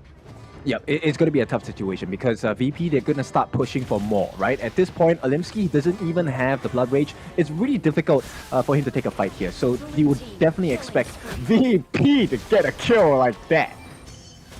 Yeah, VP able to get the kill with the infinite vastness to get out of there as well. The minions are at the crystals. The Death on Sunset is going to come through to try and disperse the side of VP of going in onto the crystals. Universal Law is laid down by the Suya. We also get a lot of damage going onto Orgrim, but you can kind of see Mac up into the Clash lane, looking to force their third and final third tier turret in that clash lane, which would be huge for the side of VP. Being able to open up their base even more. There we go. Flaming Palms come through, connects a lot of damage onto the tier 3. Untouchable. That's the status that VP are at right now. Virtus.pro just all over the place. And at this point, you know what? Alimsky, he's looking to go into the seared state, but he's getting seared on the pan. Yes, plenty of searing across the gorge for the side of Virtus.pro. They are the searers. They're not being seared. They are the searers. And right now, we're seeing a little bit of a... waiting, Yao in the bush, right? He's waiting to dictate this macro play into the farm lane. I mean, they don't need to be too kind of overconfident on the side of Virtus.pro because they don't want to be too virtuous. Because if they do, they may get taken advantage for by Major Pride. We saw them come back before at this point with no higher ground turrets and able to get a Tempest Dragon. So they're still in it for now. Yep, so looking for the reach here. It is a good start. Yeah, the Destructive Deluge does come through, but the Undying Sorrow does come through as well. But a Universal Law being laid down to get some law and order on the Gorge. Alimsky taking a lot of damage. The Constructor of Souls ain't going to do any conducting for now. Ultima Shell doesn't quite hit with Lady Sun as well, but it's enough to keep away those creeps, which is all Major Pride have got to do. Yep, so right now, Virtus.pro, you know they're in control in the driver's seat as well. They're going to start roaming around the map, start working on this Shadow Overlord as well. So that's the next marker they will be looking to achieve. You know, Major Pride, at this point, I'm unsure if they will be able to withstand this pressure though. Yes, let's see if they can. If the heat is too much, get out the kitchen. Right now, Major Pride are down one member, which is Alimsky, which, more importantly, is the Organ, right? He's meant to be there. He's meant to be the front line, being able to soak the damage and also be able to deal out and dish out some pressure onto the side of Virtus.pro, but it just doesn't seem to be happening for themselves. Yeah, Kashibat here, maybe getting that Celestial Melody onto important outs. Destructive Deluge going to be a real saver for the side of MP. Yep, I mean, there we go. Lane and the Law once more for the side of Virtus.pro. They have the minions, they have the Vanguards. The Shadow Vanguards has been a little bit of a standstill right now. It looks like he's going through some kind of quality control. He's pretty much stopped, but now, hey, it's steaming right through is the Shadow Overlord, but they have to kind of take the fight a little bit back here, try and reset. Yao is looking a little bit too lost in the source there. None of his teammates are around him. They're not going to go for the crystal just yet. Going into the 16-minute mark, VP not quite finishing off this game one. Yeah, Major Pride, they survive, right? At this point, it's a good survival instinct that saved the game for them. They exhausted every single ultimate, which is why VP kind of took a step back, right? But this next one, it might be the one that kind of sets the game in stone here. If they don't go for this fight, it could prove to be good for the side of Major Pride. I don't think they want to afford a loss in a team fight at this moment. Yeah, no, even though they got the double smite, they aren't going to look for the confident play of trying to take that crucial kill theft. But hey, you've got to try and cut your losses at some point, right? And Major Pride are just looking to try and do the best they can do with what they have. And they don't really have a lot, right? When we think about it, they're 11k gold behind. The kills, they are down by 9, and then at the same time, they rarely have any dominance on that map. T1s are still up for the side of Virtus.pro. So now we have that Shadow Tyrant. We could be seeing a last team fight here. Yep, and we have Mac 6 slotted. Oh, look at the damage onto Red Cutie as well. Yes, the Untargetable does come through, saving Red QT just for a little while, but that crystal is looking like it's going to open up any second now. Lane goes down, thanks to the Hugh Juan, so Vex getting the kill on the board. That is a double kill going over to Mac Attack, and we are getting a crystal takedown for Virtus.pro in Game 1. Clean game from the side of Virtus.pro. This is what we wanted to see in the first game of the day as well. Virtus.pro finally hit their form, and they are just the better team at this point, suffocating the likes of Major Pride out of game number 1. Yeah, no, it wasn't as strong as obviously Team Vitality's game 1 against Major Pride, but it's still a very strong game. They had all the leads, they had everything going for them on the side of Virtus.pro. So knowing they can do it and knowing they can beat Major Pride, I think is going to be a huge positive increase in their mental state right now, knowing that they could take a 2-0 and still have a strong footing going into day 2. Yeah, that's a good start, right? And you could definitely see the thought process behind the draft on the side of VP, and it makes a lot of sense. The time flux saves so much health away. They have the heals coming in from the Yuan as well. So, and this provides a lot of space for the Lung to go in, and Lung loves space, and my god, the Flaming Palms were just too painful, even for Alimsky. Yes, the Flaming Palms was causing sweaty palms on the side of Major Pride. There was a lot of damage going over there. We can see from his itemizations, the Eternity Blade, the Axe of Torment, the Daybreaker, the Master Sword, the Siege Breaker, really showing that when he used those Flaming Palms, Mac was able to do pretty much anything that he could put his mind to. Yep, exactly. Itemization-wise, really enabled the team. And take a look at the total damage dealt. And Mac is the one that is second to Prince. Okay, Prince was dealing the most amount of hero damage, 159,000. He was just all over the place. The universal law is unignorable here. Yeah, definitely put some law in order and on the Gorge this time around for VP. I believe we saw it against... was it? Yeah, it was against Team Vitality as well. So they clearly like this pick in the mid lane. So, hey, Prince doing a fantastic job with Suya in this game 1 against Major Pride. And looking at that gold graph, you can see that it was heavily always in favor of VP. But here is a few of the highlight rolls. We do see that Major Pride was able to secure the first blood, but after that point, there was only to claim 2 more kills, right? So for the entire game, they were only able to get 3 kills on the board, whereas Virtus.pro was able to continue getting those kills, continue getting those objectives, and just continue smashing the game. Yep, it's a big miscommunication for their first few minutes, right? Because they wanted to go in and they actually ignored the Tyrant at the first stage of the fight. If they had secured it as they chased for the kills, I think it would have made a much different game for the side of VP and Major Pride as well. And once again, when you give the lead to Mac, we've been talking about it all night. The Mac attack is something you cannot discount because the pain is real here. The Flaming Palms were just all over the place. Too much heat for the side of Major Pride to handle. Yeah, absolutely. The Mac attack coming through even stronger than it was in the games against Team Vitality, especially that game 2, right? So Mac really putting a staple on his name, putting some respect on that name as well. But Prince is getting the respect of MVP. But you rightfully called it out there, Kin, that he was able to get that 159k damage and a KDA that was quite tasty. Yep, it's a very clear plan coming out from Virtus.pro, right? How they wanted to enable Prince to get them and bring them to greater heights, because right off the bat, it was a dual lane with the jungler to help him get that EXP and growth as well. With Sanctification, it was made to really work and grow the team to a completely higher level, one which Virtus.pro was untouchable.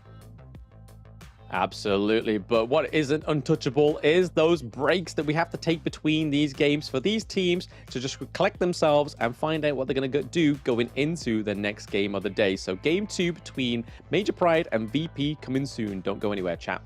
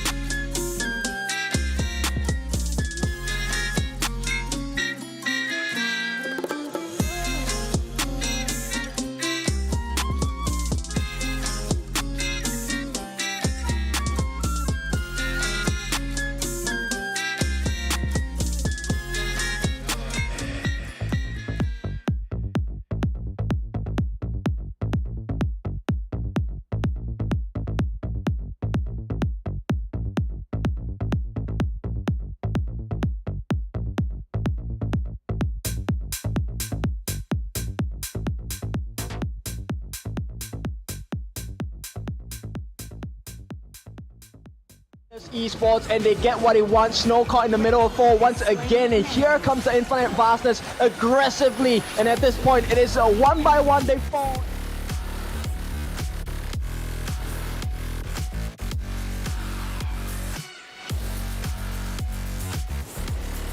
Duel to death. He kills Kakarot right away. He wants to go for more. He's chasing after them with the Rhino Rush. Jumps in once again. Will not survive the fight. A Vanguard. Shoots. They fall. And it's Influence Rage.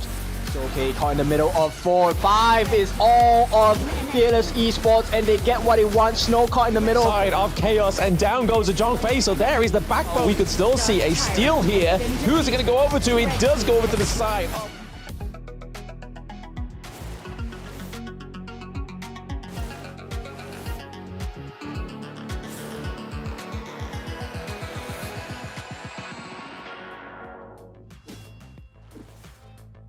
Rightio, everybody, we are back for what could potentially be the last game between Major Pride and Virtus.pro. After that display, what are we thinking, Ken?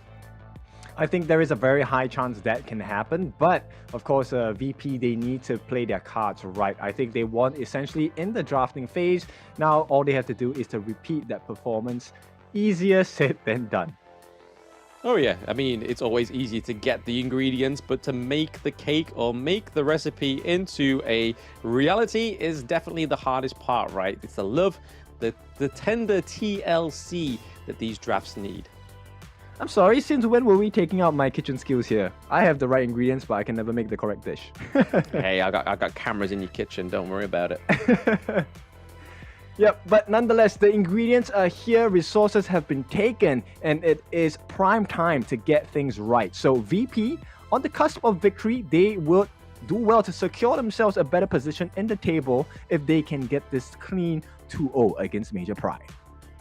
Yeah, but it's like I was saying previously, Major Pride had the same kind of thing against Team Vitality, right? Like, they were having issues in game 1. I mean, it's a pretty big issue, right? Losing at 6 minutes, but it's still something that they learned from. They were able to go from one extreme all the way to the other, which was into the Tempest Dragon. Pretty much, I think it was one Tempest Dragon, I think it was towards the end of it anyway, but still, you know what I'm on about. One extreme to the other. That is the good thing about Major Pride and the versatility of this team that's still quite fresh in their development. This is just all learning to them, and they always come back stronger. Yeah, but one thing I want to highlight is I think, you know, VP have taken a page out of the Major Pride book, which is the unorthodox, unconventional picks as well. So I'm curious to see if VP is going to put up that similar performance. And based on what we have in the ban pick phase, I think this is looking like a pretty strong Major Pride game.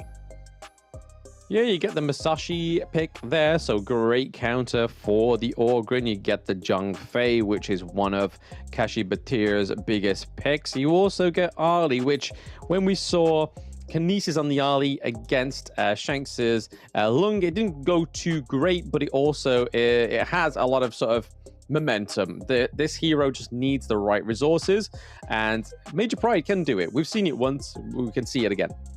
Oh yeah, for sure. Kinesis, I think he's a great player, right? So having the RD, I think in terms of laning phase, it will do well against the Lung, but it really is also about the neutral objectives. We have seen how important that first neutral objective is. VP, of course, hit the mark. Even though they lost the U1 in the first part of the fight, they got the kill onto the respective Orgrin and as well as taking the neutral objective. So this could be a big moment for the side of Major Pride if they could do the same.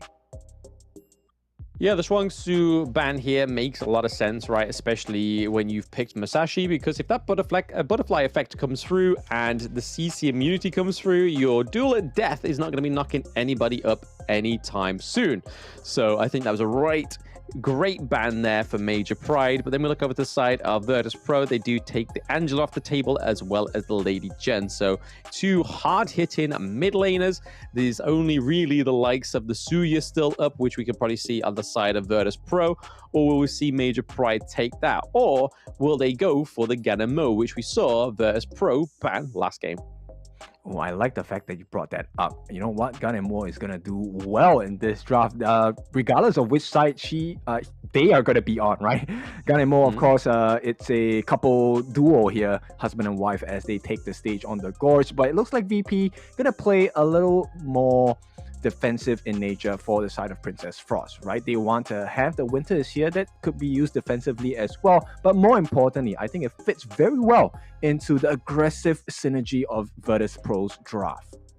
They do go for the high no as well. So again, it's a good burst. It's a good range as well, kind of makes up for the Ganemo pick not coming through, but the burst of the Ganemo would be a lot better for them. But you can kind of see why they go for the high no, right? There's a little bit more mobility, a little bit more error correction in terms of the Faith recall, and then you've also got the Scepters of Fate that can just do so much damage. But then they lock it in with the Mayin towards the end there, so Shizuki is not getting that lane pick. No, he's going for Mayin. Yep. You know what? It forces VP into a very peculiar position, right? Because if you have an even game, Heino is going to do well, right? He's going to be able to tank through your damage because they don't have the burst damage on the side of VP if you're on equal terms. And in order for VP to overpower the likes of the Heino, they need to have an absolute commanding lead. And I think that's the game plan here for Major Prime, right? Let's keep it even. If we can have the advantage, that'll be great. But even with an even game, they have the advantage in terms of being less susceptible to the burst. Yeah, I mean, the Sunbeam coming through for Grizzly Q. It's not been his best performance in terms of heroes, right? Like, he probably performed the best on the Zhongfei, but he's gone for the Sunbeam more times out of 10, so it's clearly a decision that the team want to go for in terms of the counter engage, but also that damage over time, right? So they want to just try and make this Sunbeam pick work. Yep, it's a very rush-down heavy draft, right? So you expect that once Prince lands that Frigid Prison, definitely it's going to be piling of bodies from the side of VP that try and get the kill onto Major Prime. So I think Major Prime will do well for themselves to just identify where Prince is, because that will be a big condition on whether they can turn the fights around or not. Yeah, I mean, I really hope that the Princess Frost pick works out for Prince, because the last time he picked it, it didn't go too well for him, right? Like, who's always kind of like playing on the behind. The Winter's Come-ins was actually like landing the way they needed to. So right now you can kind of see that that's where they're going, right? They want to kind of perfect these picks, especially within the competitive scene. But already seeing here that Kinesis has already taken such a battering at level 2, right? So we see that VP Max able to get the Lung pick once more, had a fantastic performance in game 1. Not too sure why the side of Major Pride didn't ban out the Lung, because it can cause some like trouble, and we saw that in game 1. Like, they weren't able to catch up with him once he was into the sky. I think they're really confident about the draft, right? Theory-wise, Kinesis should not lose to the Lung in lane. He should do well against Mag, especially with the timed usage of the Maple Dance as well. At the same time, they have Red QD, right? So they aren't too concerned about taking long-winded fights with VP, because the longer the fight goes, the more pain Red QD becomes, as long as he lands these Scepters of Fate. Yeah, he's actually gone for the cleanse as well, which is a little bit different towards the normal dash through for the side of Major Pride. A little bit more of a defensive common spell, right? Going for the cleanse just in case he gets hit with any of those CC on the side of Virtus.pro. Yeah, because he needs a tank. There's not enough tank ability on the side of Major Pride. You can't expect Alimsky to kind of tank through the damage. He's expected to go on a 1v1 against the Mankey or Trio 05. Yeah, true. I mean, they do have a solid front line, though, so I feel like the Heino would probably be much better with just staying behind the Zhongfei, the Mayin, and also the Musashi at most points in this game, right? Because he's able to throw the Scepters, just able to do the damage, and then allow Musashi or Mayin to get in there and clean up. Yeah, so at this point, pretty even. Both teams just hit that 7k goal mark, and based on what's happening thus far, I think both game plans haven't been really showing their merits just yet, right? Nobody's making that overstepping of boundaries. They're still trying to find, okay, what's a suitable opening? Or do we just wait for that first neutral objective?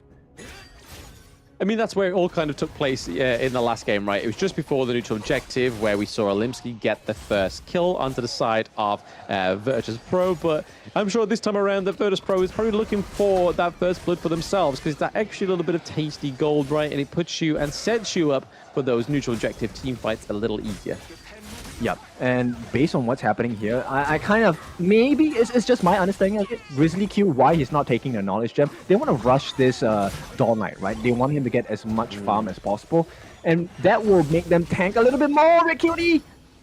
Yes, the Fate Rewind does come through there, so Fate Recall saving Red Cutie's life there, but we see that Vex is going in for a second win, but that means that Olimsky and Kashi Batir are able to recuperate into the mid lane and give him some support now, but we have 4 members of the side of Virtus.pro looking to sit around here while we see that the neutral objectives are now going to spawn. So already we see Monkey, we see Prince, we see Grizzly Crew already going down to the Tyrant, and nicely done by Kinesis getting the first blood onto Max. So yes, if they're able to claim this Tyrant, it's going to make that first blood even so much sweeter, and there we go, first blood meaning the world to Major Pride. Yeah, and that's exactly what we expect out of them, right? They have so many conditions that technically should allow them to take the lead. They have a double smite, they have the range advantage, and the Maple Dance coming in to kind of win in the 1v1s for the farm lane at least, right? So at this point, I think Major Pride, they're doing exactly what needs to be done. And based on what's happening, it will be great. That's how they got it, okay. It was the combination of the Unbridled Outburst as well. Yeah, Unbridled Outburst coming through, getting the stun onto the Lung, with then obviously opening it up for Kinesis to get the kill, which is first blood in true fashion for Major Pride in both of these games in the series. Yes, they may have not won game 1, but at least they're following suit. Yeah, and this is where you see, right, the value of Red Cutie. So Red Cutie, the amount of damage he's able to soak before he gets killed off is an indicator on the side of how well Major Pride is doing. Because when they can't burst down this Hano on the side of Red Cutie, they definitely can't burst down the rest of the members on the side of Major Pride. Yeah, I suppose we have to wait till these team fights do take place for us to find those little niggly details out, right? We see that Vex is in the mid lane with Princess Frost as well. Another kill going over to the side of Major Pride. So Major Pride not letting them have an easy game 2 from them once more. They really want to make sure that they go the distance with this one. Olimsky going in onto Vex here. Vex able to escape thanks to the bubbles and the dream roll. Yep, they're kind of closing in towards the mid-game builds already on the side of Major Pride. Let's take a look at how that happened once again. Yep, there we go. We had the Deflon's Dueler Death come through, able to just kind of slow down the side of Virtus.pro, which then enabled once more Kinesis to get the kill, which is where you want those resources to go, right? You want it to go all over to the alley. Yeah, and perfect timing on the side of Major Pride, right? Because this leaves 3005 on that Ogryn hang on. That's quite a bit of damage they've laid down onto Kashi Batir.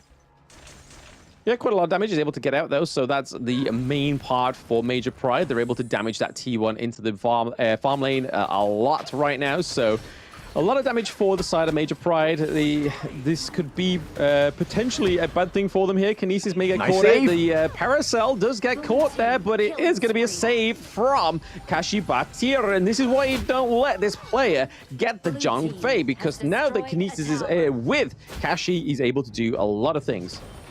Yep, that was a big bait. Now, Red Cutie may be baiting in as well, 2-on-1. Can they? No, they're not going to commit for this. But yeah, that was a huge bait play by Kinesis, knowing that his support was hiding in the other side of the jungle. Kind of like trying to bait them into, like he was acting as if he was being baited, but he actually was the one baiting them. So a little bit of a switcheroo there. Well played by Major Pride, just showing that they're not a bad team. They are a really good team. They just have plenty to learn from game 1, right? Like that's the unfortunate reality of where they are as their identity, like especially against some of these teams like Virtus.pro and Team Vitality. They struggle in game 1, but they get a greater sense of their enemies in game 2. Yeah, really impressive run so far. They might look for something here, but I don't think Red Cutie is going to be threatened at all. At this point, you know, you can't even make Red Cutie freak out to use that Fate Rewind. It's not a good sign for you at VP at all. It's a 2,000 gold lead. Take a look at the growth of the items. The Musashi Olimsky is the scary one at this part. because he already has the Blazing Cape along with the Force Guard Embrace. That's going to lower down the health regeneration, armor regeneration from the side of VP as well.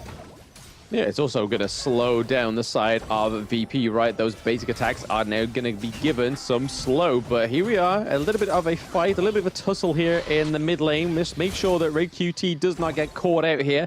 The Winter is coming his place down a little bit premature there, just to make sure they're able to freeze that wave. But right now, the second Tyrant is up on the Gorge. They got to make sure to see if Virtus.pro is able to claim a neutral objective for themselves. Looking to cut off the Shizuki in the mid lane there, and that's a 4v1 dive onto Shizuki, so that really shows you how much problem Shizuki can be. But here we go, it does go over to Major Pride getting the neutral objective. We did see that 3005 was trying to steal it. The Favorite one comes through.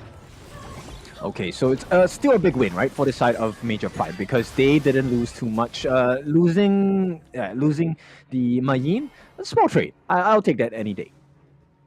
Absolutely. I mean, it'd be nice to not lose the Maim, but hey, you gotta cut your losses when you need to, especially when those Tyrants are up for grabs, right? Max sitting in the brush here, just waiting for that minion wave to come through. But hey, Alimsky truly activating there with a reactionary play, just making sure that he cuts down that minion wave. But right now, we see that Vex, Grizzly Q, and Prince are all in this mid wave, just trying to get this T1 in the mid lane. Yep, and this is where the strength of Major Pride really shows. They're pulling VP all across the map. Limsky probably dead here, will give up his life, but to take a T1 on the bot, take the Tyrant, and I think it's a good win for the side of Major Pride. They're still having decent control, but it's getting a little bit shaky at this point. Yeah, you kind of don't want to be a little bit overconfident going into the enemy jungle, right? They're still going to be very strong. They're still going to be very powerful. They're not very much behind in gold. The outburst does come through there from the Zhongfei. He does pounce on to the Lung, but Zhongfei can't do the damage at this point, right? Especially comparing to what Lung can do to you. But right now, we see that Vex is sitting in the bush here with the monkey. Bubbles do come through. He hasn't used the Dream Roll just yet. The time lapse does come through with that counter engage, just keeping the side of Major Pride away from VP. Yeah, it's a constant wrestle, right? At this point, 10.5 minutes in, the shadow versions of the neutral objectives are here. Once again, they're going to try. Alimsky maybe trying a little bit too hard, maybe getting caught. Yes, no, Red QT looking a little bit too lost into it. The damage has come through from the Lung as well. The Flaming Palms take down not only Hino, but also the T1 in the mid lane, really opening up those weaknesses to Major Pride. Yep, and now the gold is dead even, right? Maybe slightly in favor on the side of VP, but that was a huge mistake. A small test of strength turns into a big reality change for the side of Major Pride. Yep, reality check for Major Pride right now as Alimsky is on the run as well as Zhongfei. But hey, the Shadow Tyrant is up. It is looking like it could be a Virtus.pro Shadow Tyrant. Kashibatir, he may be the one to change the fates of the team though. Yeah, he could dive in with the smite. He does dive in. The Unbridled Outburst does come through. The Alimsky goes into the back of the line there, but it is going to be Shizuki that takes the kill. They're looking to still focus the Shadow Tyrant, and it is going to be Kashibatir that takes the kill, a crucial kill theft as well in the jungle. So not only do they get the kill onto Grizzly, they get the Grizzly Shadow Tyrant. Yep, this is a big win for the side of Major Pride, right? And this is what you're talking to me about. I like this play by Kashibatir. That's what you need to do as a Zhongfei, especially when you have a smite. He does not have a lot of itemization, but one basic core item is enough. That's the Radiance for the slow and the damage, along with the Blazing Cape, right? That allows him to sustain a little bit, and you can see the world's difference is making. A limb strike, 2-on-1. Yes, 2-on-1 happening up into the clash lane. We do see Orgren gets the kill onto Alimsky though, so a little bit overzealous there in terms of that commitment of the engage there. Mac would have been pretty much a non-starter for Alimsky, so I'm not too sure what he was thinking there going into the clash lane against the Orgren. We do see that we are... Kinesis is getting that macro play right now, taking the T2 into the farm lane as we are seeing that Shadow Overlord looking to take place here. Oh, Kashibatir, this is a moment for greatness. He will not do it.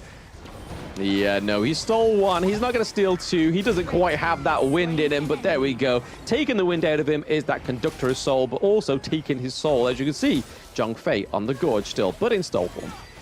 Yep, so back and forth once again. This time VP, they secure a decent map control for themselves, right? Now with the Shadow Overlord marching and flying down onto the bot lane, this is going to be a big opportunity, and VP do not want to miss. Yeah, no, you don't want to miss it. You want to make sure you get the most out of that Shadow Vanguard, especially in terms of taking those T2s in that farm lane. Already, we see that Kinesis is already running away from it. He's like, hey, you can have the T2. I just don't quite want to die just yet, because if I die, that means that the T2 in the mid lane could fall as well. Shizuki taking a few bits of damage there. The Frigid Prison does fall through, but the Flaming Palms land onto Shizuki as well. They're looking for a little bit of a fight around the Shadow Vanguard there, but still, we're seeing that 3005 in his true sense, historically going for those macro plays.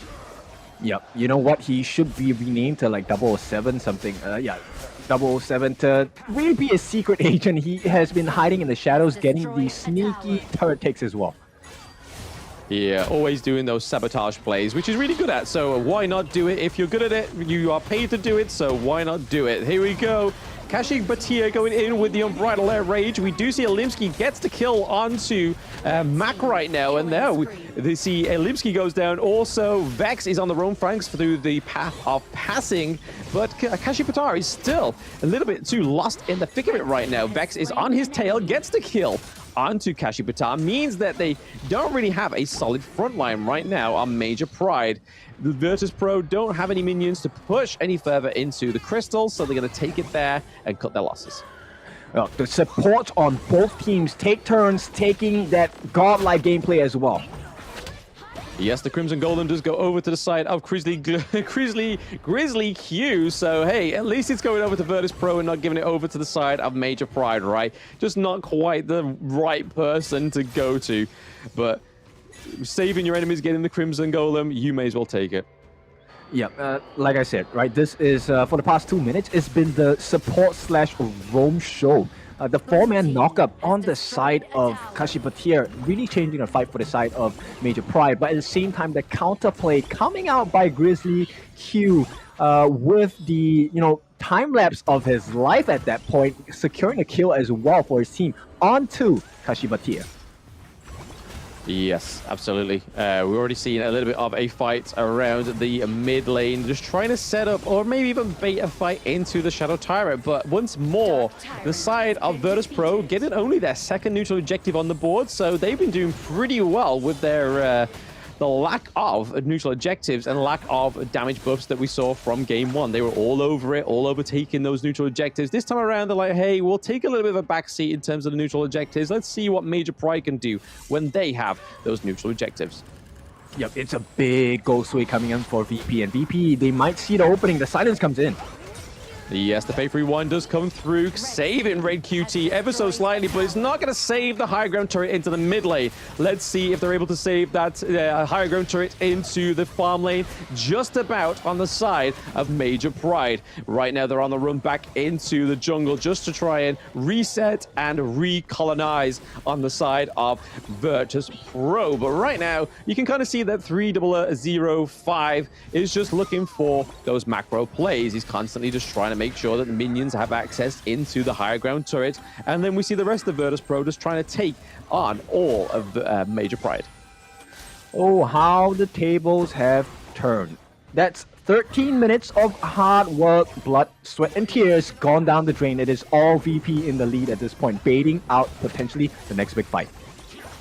Yeah, not the biggest goal lead going into the 17-minute mark, right? They're only a 4K goal lead ahead, so it's not the difference here, but it could be made up by the side of Major Pride. You do see Shizuki going into the back there, doing a lot of CC onto Monkey. The Infinite Vastness does come through for Mac as he comes back down, lays the smackdown back onto Alimsky, but it is Alimsky taking the kill onto Grizzly Q. So they don't have that time lapse in their utility right now. Major Pride actually giving a bit of a fight back in this game too.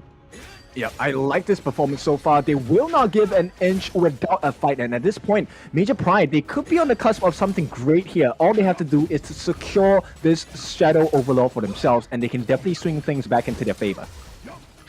Yeah, speaking of squeaking things back in, they are looking to secure that Overlord, and they do get it as well. But you can kind of see here that 3005 is looking to push the farm lane just so they can try and get this higher ground turret. Just get another one off the board, whilst the rest of Major Pride are just trying to push the clash lane. There we go. Vex gets the high ground turret, so that is one less problem for the side of Major Pride to deal with. But the major problem right now is Major Pride is at your high ground turret in the clash lane. Yep. Will they stop the TP? They actually do. That's going to be one man down on the side of VP. Yes, one man down the side of VP, as we see the Grizzly Q is pretty much the only last surviving lifeline for that high ground turret as his members come through now. Mac has to use the infinite vastness pretty early in that interaction just to dodge out that winter is coming, which could have been a lot more deadly onto Mac, as he is quite a squishy hero right now. It's all about the damage for the lung, but right now you're seeing Vex go 3v1 against Major Pride, taking a lot of damage. The HP regen does come through, but is that going to be enough to escape Shizuki? He is going in, save his Kinesis. It's still a 4-5v1 right now. 4v1, sorry. And then we see Kinesis gets the kill onto Vex. Okay, he gives his life. Most people would be like, hey, that was a bad play. That was a godlike play coming up from 3005, right? He bought so much time for the side of VP. Right now, 30 seconds in, he's going to make it back in time for the next big objective fight. And that's going to be the Tyrant leading into the Tempest Dragon. So now, when the dust has been settled, it is actually still Major Pride in the deficit. Yeah, not quite a unfamiliar face for the side of Major for Virtus.pro, right? Is that Tempest a dragon? They've seen it many times within just day one alone. So I think it's all going to come down to that Tempest dragon. Unfortunately, Kin, for both of these teams, they are going to have to fight tooth and nail. Yep, and I mean, okay, as a caster, I love this because this is the most even of situations. This really tests how well your team synergy is, at the same time, you know, how mechanically skilled you are. And at this point, Kashibatir going to do well for himself if he gets to time his unbridled outburst at the correct moment. If he expends that beast mode too early, it could cost him the fight against VP. Yeah, you can kind of see that maybe that will be the point of Virtus.pro, right, going into this team fight, that they're going to try and bait that ultimate because they know that that could make the tails difference in this Tempest Dragon fight. Right now, Kinesis trying to bait the Tempest Dragon. Looks like they're trying to say, hey, look, we're taking it, but they actually aren't. And right now, you can kind of see that Shizuki is calling 3005's bluff by making sure that they're giving some love to that farm lane, so they're not going to get that backdoor play that they ever so really want here to try and close out the game too. Yep, and to be honest, it's not in benefit of Major Pride at all. There's two lanes crashing in on the side of Major Pride, mid and bot, and all VP have to do is to play that push and pull game, right? And Major Pride, over time, naturally will need to go and defend the lanes. Oh, absolutely. If they don't do that, then they're just going to admit defeat themselves, right? But right now, I think the best thing for VP is keeping Grizzly alive, keeping Mac alive, and making sure that he makes most of that infinite vastness, either as a disengage or a re-engage. But Shizuki looking pretty low here. 3005 got him on the run, baiting them away from the minion wave that is rocking down in that farm lane. But now we're seeing a 3005 looking to re-engage for his team. Vex into the thick of it as well. Olimsky does knock him up. The winter is coming, kind of separates the part. VP and MP, but down goes Kinesis. That's a lot of damage. You've just got to try and focus Red QT, and that's what they're doing right now. Kashibatir tries to go in with the Leaping Savior. Manages to get Red QT out of there. The Sage's Sanctuary really does save him this time, but Vex is right into the 3005, sorry, is right into the thick of it. The Path of Passing to try and save him. Shizuki trying to do a lot of kills, a lot of knockers, but it's not going to be enough onto the Ogre. And the time lapse comes through to keep Kashibatir from Shizuki, which means that he's able to take him, but they have to go back to base, right? That minion wave in the top lane looking very fruitful. Yep, they definitely have to take care of both teams, actually. Grizzly Q just making the plays of his life. The time flux saving the lifeline on the side of VP, and it's all about the time lapse now. If he gets it right, the steal will not be possible on the side of Olimsky. Yeah, not quite, but there we go. It is the Tempest Dragon going over to Virtus.pro. All they have is just one more push between them. The total immunity comes through for Olimsky, but it's not going to be enough now. Vex goes down as well, but at what cost is it going to be to Kashi Batir, who's going to be an important role at this defense at the Crystal right now. We see those improved minions coming through into the mid lane as well. They're looking to take a Crimson, just take every little bit as they rock down to try and dominate this game 2 from Major Pride. Here we go. The Path of Passing comes through, puts lots of pressure as well as the time lapse coming through for Sun Bin. But right now, the minion wave has been cleared by Major Pride. Okay, they survive at this point. Mac managed to deal quite a bit of damage onto the backlines, especially onto Red QD. But it's just the second wave of the Tempest Dragons as well. This could very well be the killing blow. Yes, almost could be the finishing serve up here for the steal. It is going to be the crucial crowd control come from Sun Bin. The Olimsky is trying to do anything into the backline, but it's not going to be enough. Game 2 goes over to Virtus.pro, taking a 2-0 from Major Pride. Big game. This was an important game for the side of Virtus.pro as well on the side of Major Pride. But boy, did VP pull through. Resistance is futile. When VP hit the stride, there's no stopping them. Hey, it's their signature Mac attack, right? It really came through for VP this time around. And going into game 2 and day 2, sorry, that they are going to be on a better footing than they would if they were to lose that a 2-1. And it means that the Vitality could still be in for a bit of a shock here if we can just see VP pull up their socks and do a little bit more better of a work against Team Vitality in day 2. Yep, big game, and I have to say I'm super impressed with Grizzly Q. That was a huge performance by him, right? The time flux really saved the day a lot of times for the side of VP, and the itemization, of course, by Mac, the Sage's Sanctuary, just making a lot of sense for the entirety of the roster for both teams. But it was just VP who was able to lay down a little bit more damage because they had health bars to play with.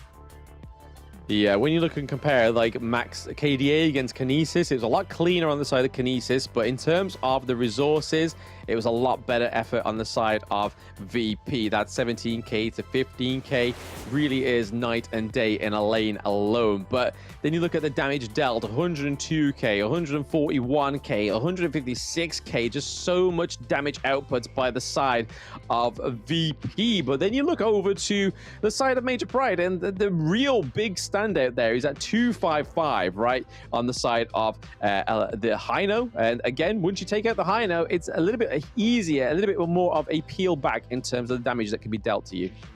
Yeah, because how many times can you give a shield, right? As Kashi Batir, it's great, but if you take a look at it, as the game goes later, you start to see the strength of VP's draft, right? And right off the middle, VP was just unstoppable. They had very nice plays here. I like how Kashi Batir was playing, enabling, Kinesis to really get the kills, have a good start to the game. But once Vex hits his stride, complemented by Grizzly Q's time flux and time lapses, it was just a different situation to be in. And I think they just could not handle the pressure and aggression of Virtus.pro. Yeah, I mean, there's just a great aggression, right? They're not afraid to take these fights. It's a thing that kind of got Major Pride to where they are right now, is the fact that they aren't afraid to take these fights. They aren't afraid to overcommit into a fight that may not necessarily go in their favor to begin with, but then they start working together. They start getting a few of their ultimates and their spells off, and then it all kind of just works out in the end for Major Pride. But you can kind of see that Virtus.pro are just a different kind of machine. Mac on the lung is huge. Vex, no matter what he plays in the jungle, has been doing a great job. Prince, with those winters coming, has really separated these team fights and really made a difference, to be honest. Yep, exactly. And I need to highlight 3005 as well. The plays by this guy, just insane. Tanking on a 1v5. Yes, he died, but take a look at the amount of time he bought for the team. He was a lifesaver. But the MVP here for the side of VP, Virtus.pro, is going to be Vex. Dealing the pain, but able to take it as well. 156.4 thousand damage and taking a total of 177.6 thousand damage as well. This Squirrel is just out of this world. Yeah, Monkey being a great pick, right? Universally just unspoken that yes, it looks cute, but it's very, very deadly, especially with the bubbles, that dream roll, that it's just able to catch off the squishiest of heroes on your enemy team. That just makes the whole difference into those team fights. It's hard to fight something that goes in a circular motion, right? Everything always in MOBAs is coming straight towards you. When it comes in a circle, your brain just goes, what do I do here? But this is the final stand-ins for the day. So 2 zeros across the board for Team Vitality. But then Virtus.pro do take a 2-0 loss, but then pick up a 2-0 win against Major Pride. So that puts them into a steady second place, whereas Major Pride are now sat 0-4. So games lost 4, games won for the side of VP is 2, and then games won for the side of Team Vitality is a 4. So really, day 2's objective from Virtus.pro is upsetting, getting as many wins for the Team Vitality as possible, right? Yep, and this is going to be the schedule for tomorrow. Right off the bat, we're going to have the rematch come in again. Virtus.pro going up against Major Pride. This time, can Major Pride shake up the table? And then we have the decider of a match. Virtus.pro going up against Vitality. This time looking to draw first blood and maybe even more. And finally, we're going to close the day with Major Pride going up against Vitality. Can Major Pride do anything to change the fate, or maybe hand Virtus.pro a lifeline? Absolutely. I mean, there's a lot to be played for tomorrow, right? It's not the best footing you want to be in for Major Pride. We've already seen it with Tribe Gaming. They finished their day 1 on 0-4 and then weren't able to get any wins on the board. But somebody's got to take all those L's, right? You've just got to try and make the best of it and try and learn the most from your losses. But hey, that's for day 2 to decide. Day 1 is already done, so we're already halfway through it. But that is it for day 1, guys. Thank you very much for joining us today. I hope you've enjoyed yourselves and the teams playing. I've been Blam, that's been Kindofu, and we'll catch you guys tomorrow.